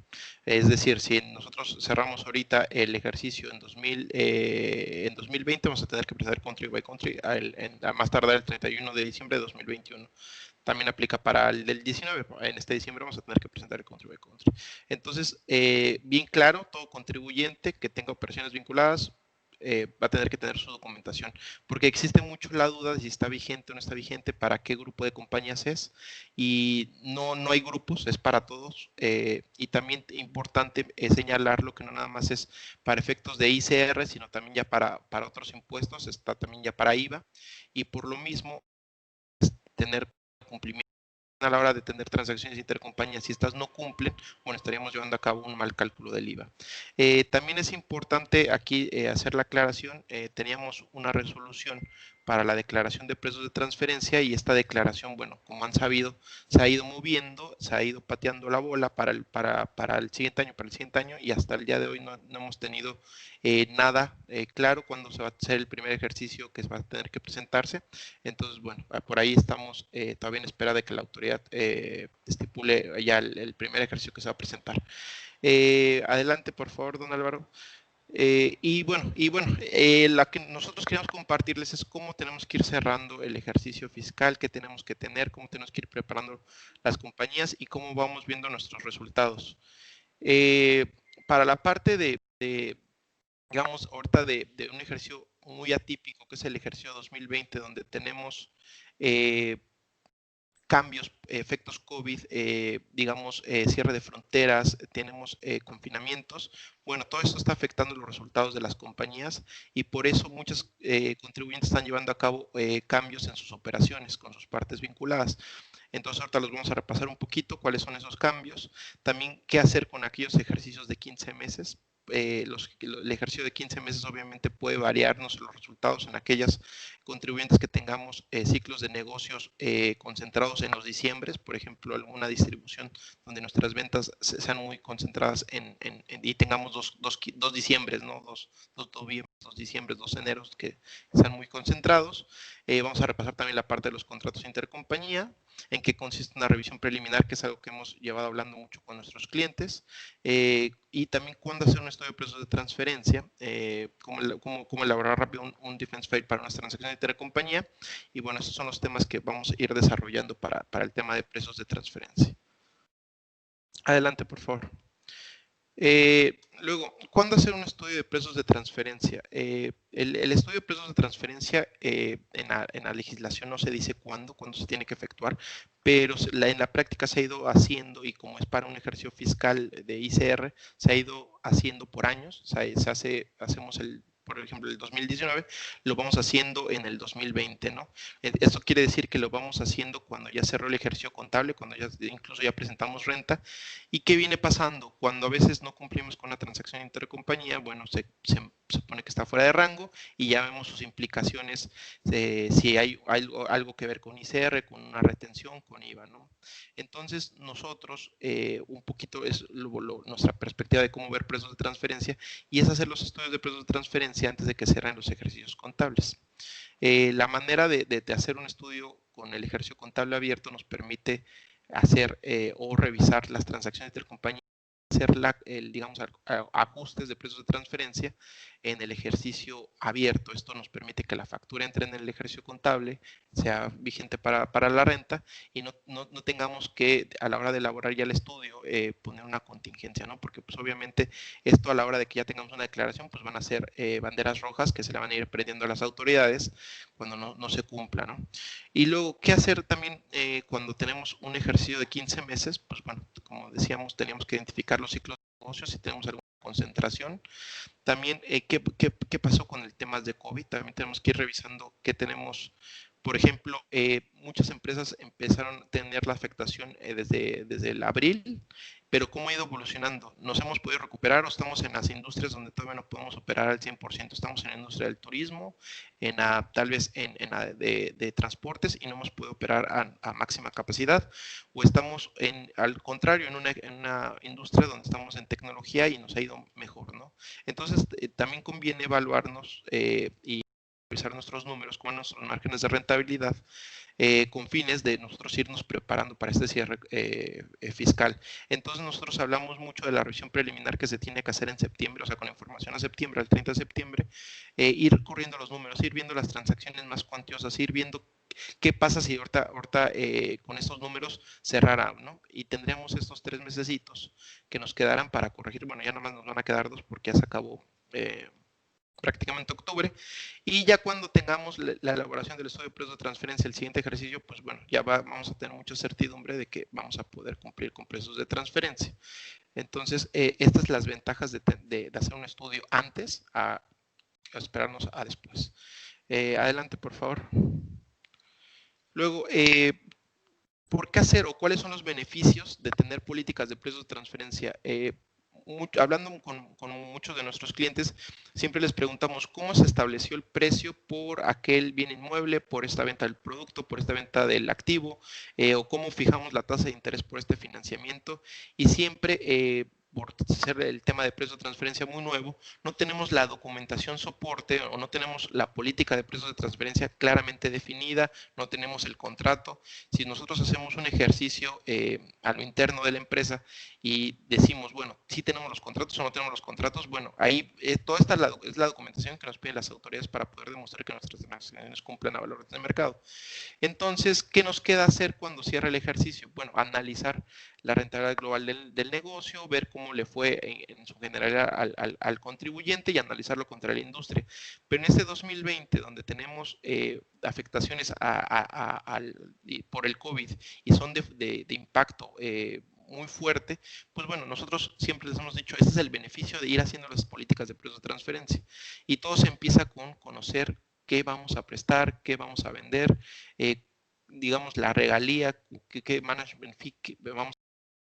Todo esto que siempre es nuestro día y que a veces en operación nos lleva, por ejemplo, ahorita muchos de nuestros clientes estuvieron concentrándose en pues rescatar el negocio por temas de COVID y no nos hemos detenido a hacer esta política. Tal vez empezamos a prestar un nuevo servicio, a prestarnos un nuevo dinero, a comprarnos y vendernos porque lo tenía la parte relacionada y no lo tenía el proveedor que siempre se lo comprábamos y no nos detuvimos nunca. Entonces, por eso nosotros siempre les enseñamos a hacer una política de precios de transferencia de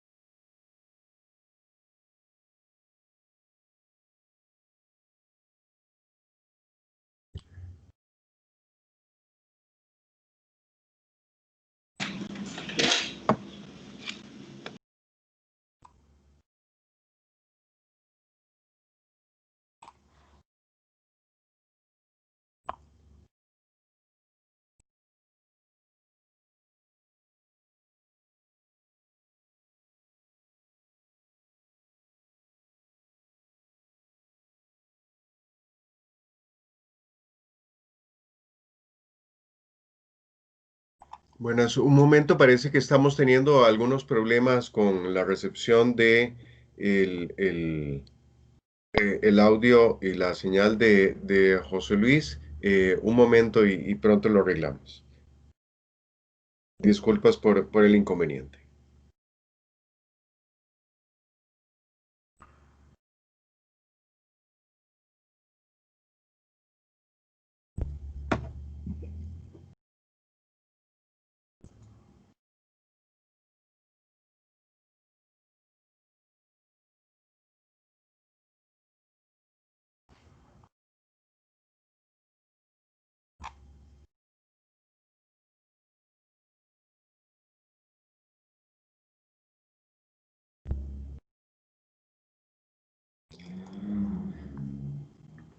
Bien, bueno, dado el inconveniente presentado, vamos a avanzar al siguiente tema mientras recuperamos la señal con José Luis y para ello vamos a escuchar a Vanessa Vega que nos hablará acerca de las consideraciones particulares para Perdonen, se empresas fue la luz en aquí en zona mi casa, pero franca. estoy de vuelta. ¿Aló? Aló, José Luis, ¿estás listo? Sí, aquí estoy. Si quieren Bien. nada más para cerrar el tema. Perdonen, es que aquí es y me desconectó desde la computadora. Entonces, bueno, ya nada más después elaboramos el estudio de precios de transferencia y así quedaríamos. Siguiente diapositiva, por favor. Y una disculpa a todos. Siguiente, por favor. Esa. En los contratos intercompañía aquí les dejamos un poquito del resumen que tenemos que ver. Estipular muy bien los días de pago. También algo que estamos viendo ahorita en temas de COVID es que los días de pago se han extendido y en el contrato teníamos algo estipulado. Las contraprestaciones las hemos movido, suspendido. En los arrendamientos hemos movido los precios. En los management fee vemos movimientos en la regalía. Todo esto es algo que tenemos que revisar, lo recomendamos, vayamos preparando nuestros contratos para que sean revisados por las autoridades fiscales. Entonces, ahorita en el COVID, si hemos movido algo, intercompañía, nos hemos extendido, pues verlo, porque también eso a veces nos puede meter el pie en una revisión. Cláusulas de moratoria, también es importante que lo revisemos, veamos muy bien si nuestro contrato tiene una cláusula moratoria y si estamos extendiendo los días de pago, se tiene que aplicar.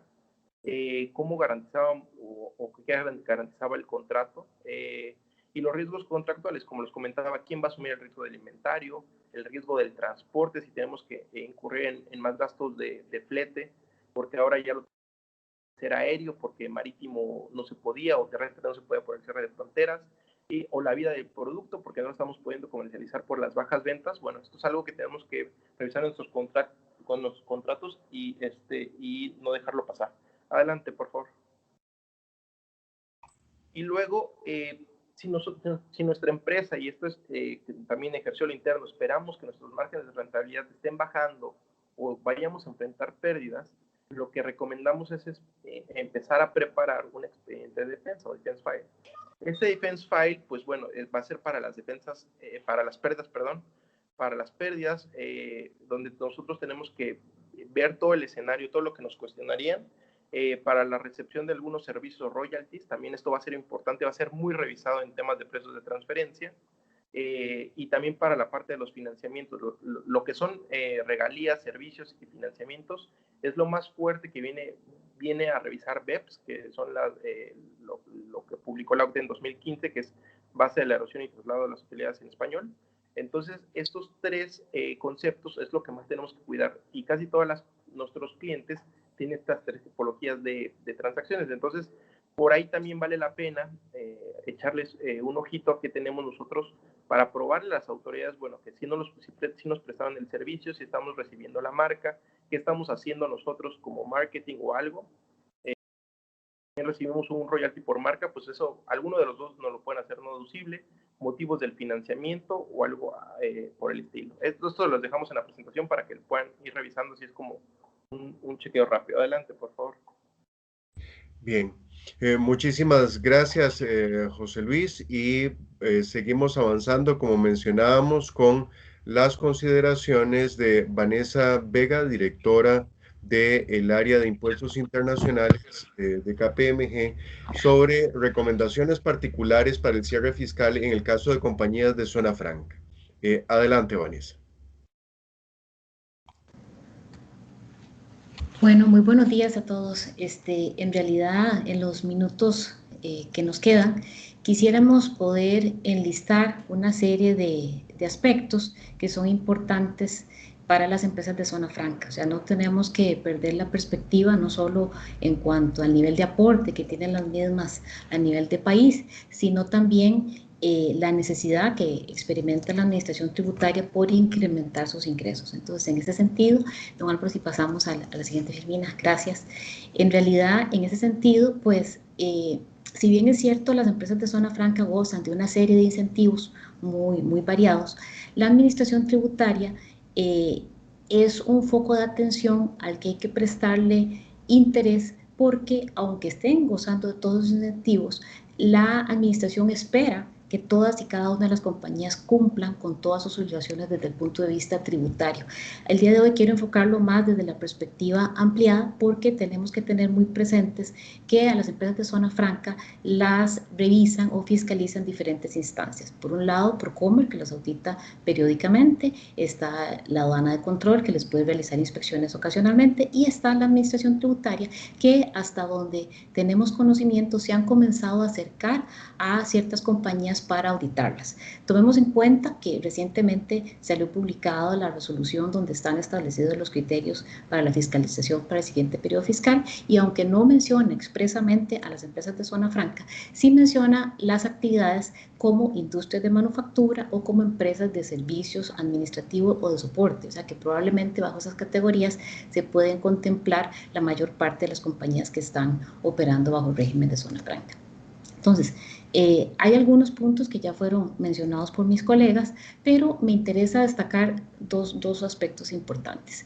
Por un lado, si lo vemos desde la perspectiva del impuesto sobre las utilidades, es relevante tener muy en claro de que las empresas que están bajo este régimen especial tienen ciertas actividades autorizadas. Entonces, si por alguna circunstancia reciben algún ingreso por un nuevo negocio o algo que sea completamente ocasional, pero que no está amparado al acuerdo ejecutivo, hay que darle un tratamiento tributario diferenciado. Tiene que tomarse como, sí, un ingreso de renta de fuente costarricense, sí corresponde, pero aplicarle la tarifa del 30%.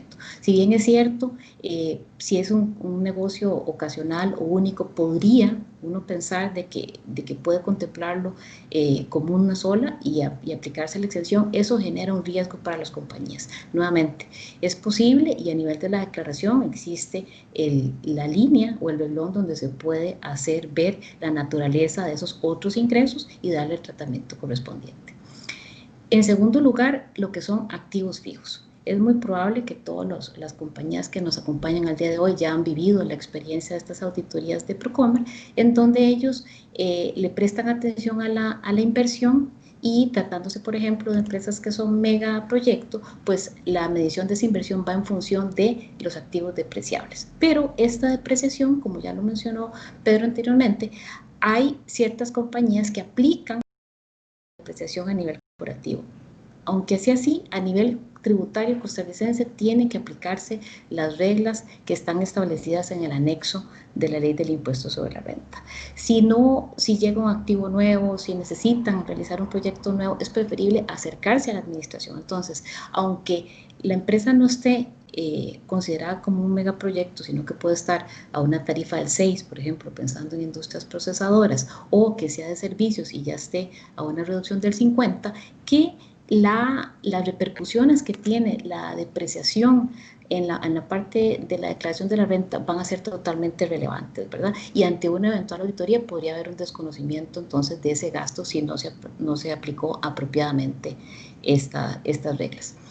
Cuando hablo de retiros de activos por pérdida de obsolescencia, también lo hemos visto, las compañías tienden a ampararse mucho en una valoración técnica del departamento de producción, del área de infraestructura, sobre la valoración de este activo, pero no necesariamente tienen el documento idóneo para respaldarlo desde el punto de vista fiscal. Entonces, como lo mencionó Pedro, puede ser una certificación de un contador público, puede ser que sea un peritazgo. Yo sé que es más sencillo poder conseguir un documento soporte cuando el activo se perdió y se da de baja, pero tratar de documentarlo apropiadamente y no simplemente dar de baja el activo, porque eso va a quedar muy evidente y va a tener unas consecuencias no solo de la perspectiva del régimen de zona franca visto por Procomer, sino también a nivel tributario.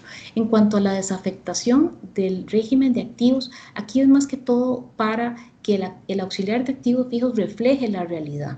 O sea, si ustedes tienen activos que internaron al régimen amparados a la exención y ya pueden aplicar la norma establecida a nivel de aduanas, procedan. O sea, traten de tener una transparencia y una regularidad en las revisiones de los activos y en lista de los activos que ustedes tienen para que tampoco vaya a haber alguna contingencia desde el punto de vista tributario. Resumiendo, la documentación y soporte, como ustedes lo han escuchado, con todos los colegas como lo han mencionado, es esencial, ¿verdad? El caso de que esté en un régimen especial no va a ser ninguna excepción. Lo que toca al impuesto al valor agregado, nada más recordar, y yo creo que en eso ha allanado muchísimo ya la administración, ¿verdad? Que la exención es totalmente subjetiva, o sea, no podemos extender el beneficio otorgado a la empresa de zona franca a otro tipo de aplicaciones en cuanto al IVA. Y finalmente, lo que es el CABIS, ¿verdad? Curiosamente, digamos, todas las compañías hoy están preparándose para la puesta en marcha de este nuevo catálogo, pero nada más resaltar que entra en vigencia a partir del 1 de diciembre y si consideran que tienen algún bien o algún servicio que no están muy claros cómo tiene que ser categorizado, pues tratar de resolverlo a la brevedad, realizando consultas o acercándose a la administración para no abrir este portillo de que en unas futuras revisiones pudiese haber un cuestionamiento sobre el desenvolvimiento de la compañía desde el punto de vista del régimen. El mes entrante estaríamos realizando una actividad con las compañías propias de zona franca para abundar un poquito más en estos temas y otros relacionados desde la perspectiva aduanera, así que desde ya pues les invitamos y cedo la palabra. Muchas gracias. Muchas gracias, Vanessa. Te agradecemos mucho por tus observaciones sobre compañías de zona franca, y en estos minutos que nos queda vamos a responder algunas de las preguntas que ya nos han venido haciendo algunos de ustedes en el chat de esta actividad, y los invitamos a que así lo sigan haciendo.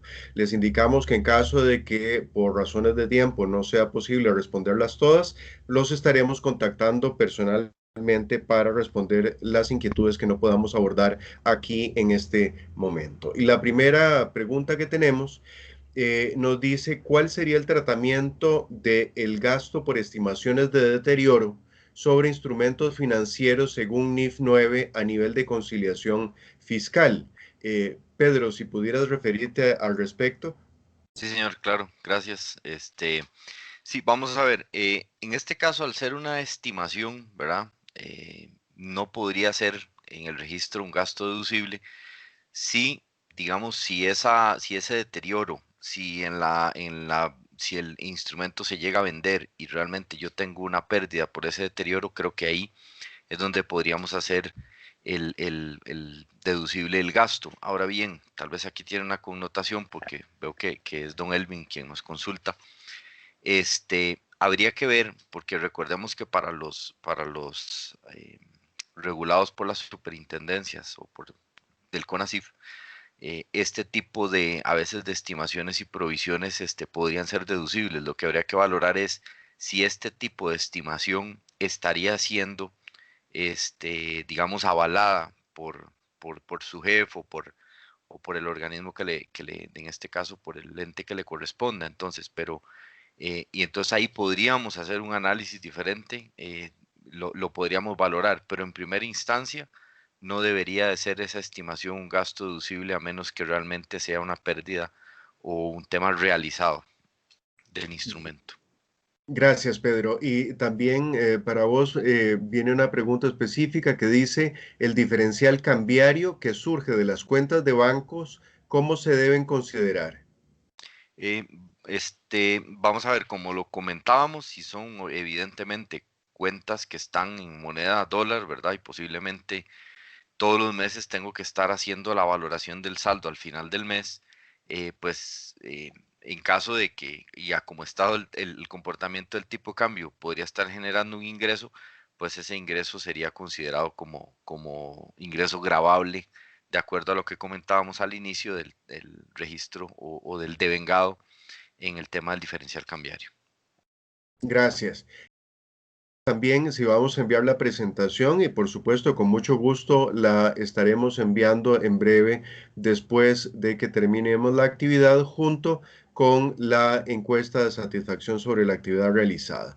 Siguiendo con las preguntas, nos consultan respecto al tema de las pérdidas diferidas. ¿Es posible aplicar tal beneficio de forma posterior a una fusión empresarial bajo el supuesto de que aún se encuentra en plazo?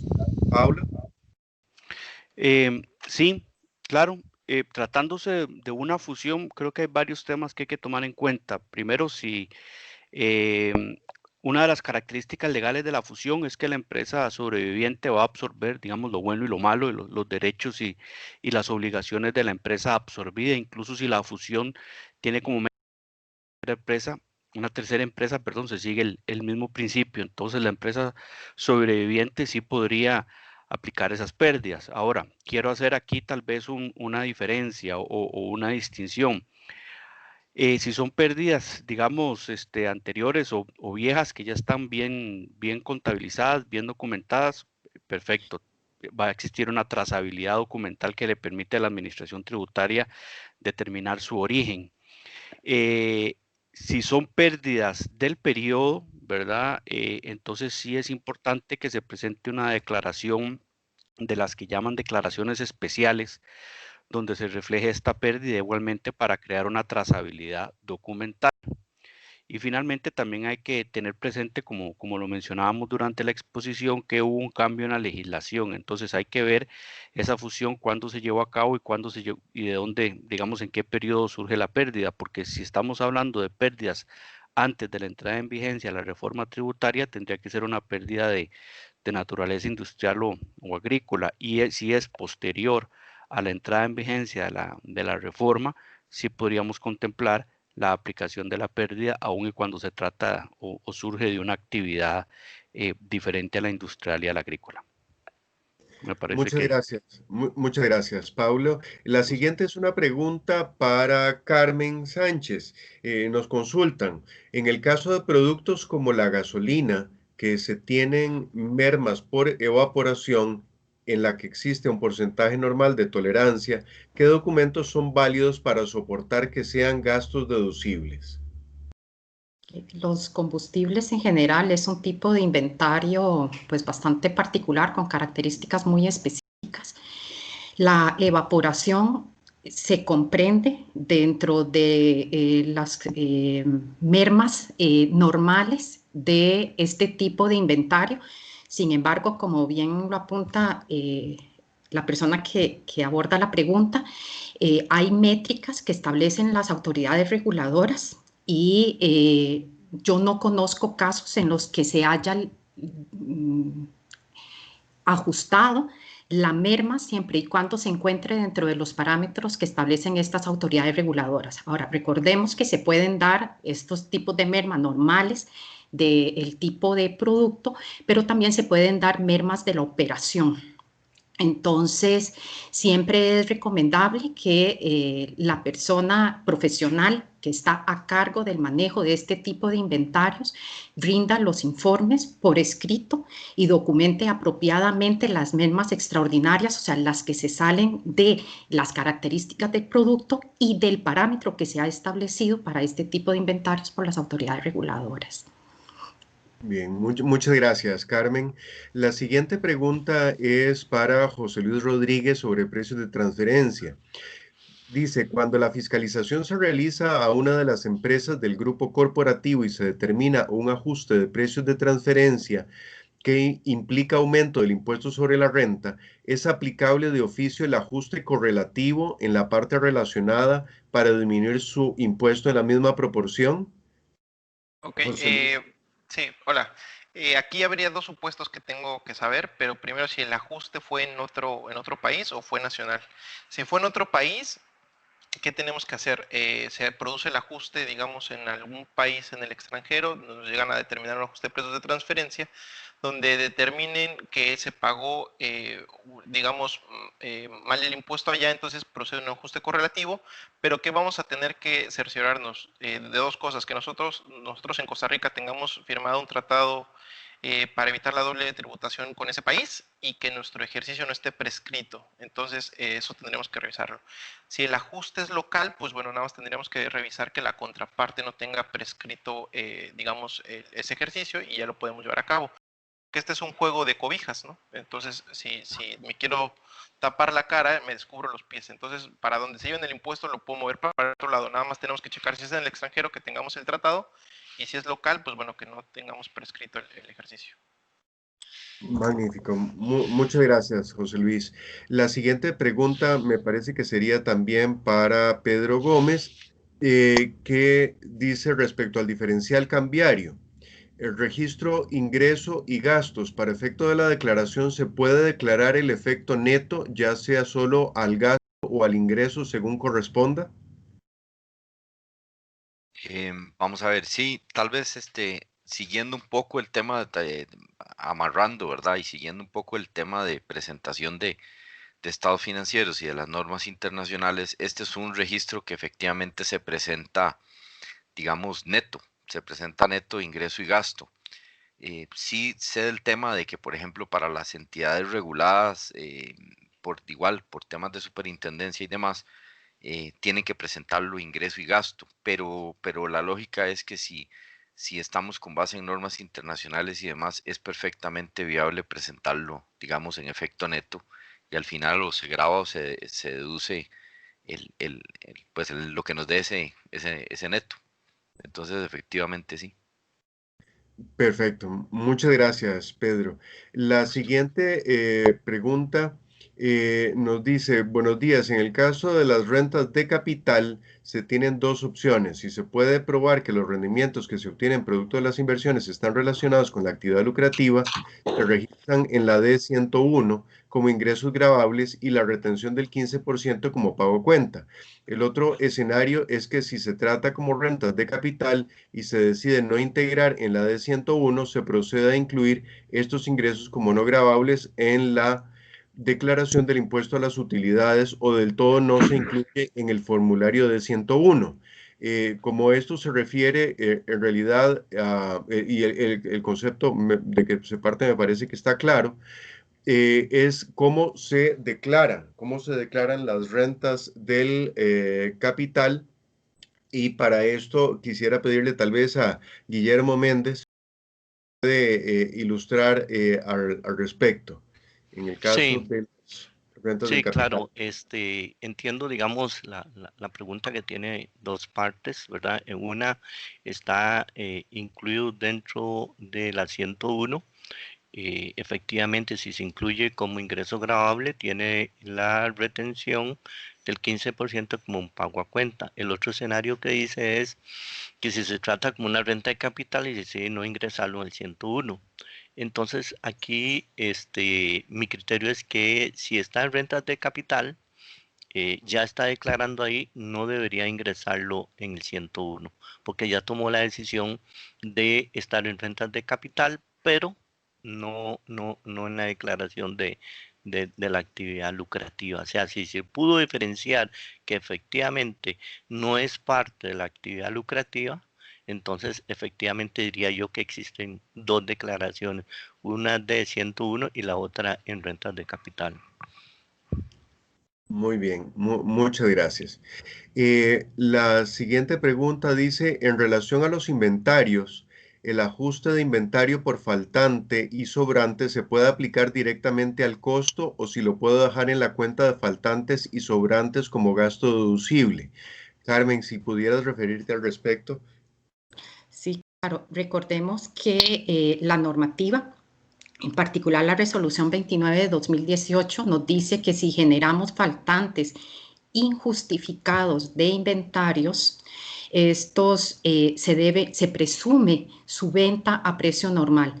Entonces, contablemente lo que hemos hecho es pasar a resultados esas diferencias de inventario. Sin embargo, en la conciliación fiscal debemos de reconocer un ingreso presunto, dado que la norma nos dice que debemos de reconocer a valor de mercado como si lo hubiéramos vendido. Entonces sí hay que tener ese debido cuidado a la hora de liquidar base imponible. Muchas gracias, Carmen. Siguiendo sobre el tema de rentas del capital, y quizás Guillermo, si nos puedes ayudar con esta, dice sobre las retenciones sobre títulos valores que serán tratadas como pago a cuento de la declaración final de renta, es decir, entendiendo que hay algún grado de vinculación con la actividad de la empresa. En el caso de venta de títulos, incluidos los cupones antes del vencimiento del mismo, en el mercado secundario, la retención aplicada por el comprador puede ser tratado como anticipo a renta, aun cuando la retención no la aplicó el emisor del título, considerando que el ingreso fue devengado por la tenencia de un determinado tiempo de dicho cupón. Perdón, se me cortó un poco ahí, digamos, no me llegó, ya la vi aquí. Voy a leerla, es esta, ¿verdad? De Mauricio. Sí, don Álvaro. Sí, correcto. Es que se me cortó un poquito ahí donde se estaba siguiendo. Si Sí, las sí. retenciones o títulos valores que se tratan como pago a cuenta, en la declaración, en el caso de venta de títulos, incluidos los cupones antes del vencimiento, el mercado, la retención aplicada por la compra puede ser tratada como anticipo a renta. Y aun cuando la retención no aplicó el emisor, ahí sí hay que tener mucho cuidado en el sentido de que si la retención no la aplicó el emisor, yo considero que no debería incluirse ese monto como un pago a cuenta. No sé si en este caso Pedro está de acuerdo conmigo, porque primero me parece a mí que debería haber la retención efectiva. ¿Te parece, Pedro? Sí, señor, tiene que, sí, para poder considerarlo, creo que sí tiene que haber de por medio, tuvo que haber de por medio esa retención, ¿verdad? Exacto, está bien. Muy bien. Bueno, con esto creo que hemos abarcado las preguntas que nos han realizado a través del chat de la actividad. Los invitamos igualmente a que si tienen alguna pregunta adicional nos la hagan saber y con mucho gusto la estaremos atendiendo. Próximamente estaremos enviando la presentación a todos ustedes participantes junto con la encuesta de satisfacción para que nos ayuden en todo lo posible a mejorar este tipo de actividades que realizamos.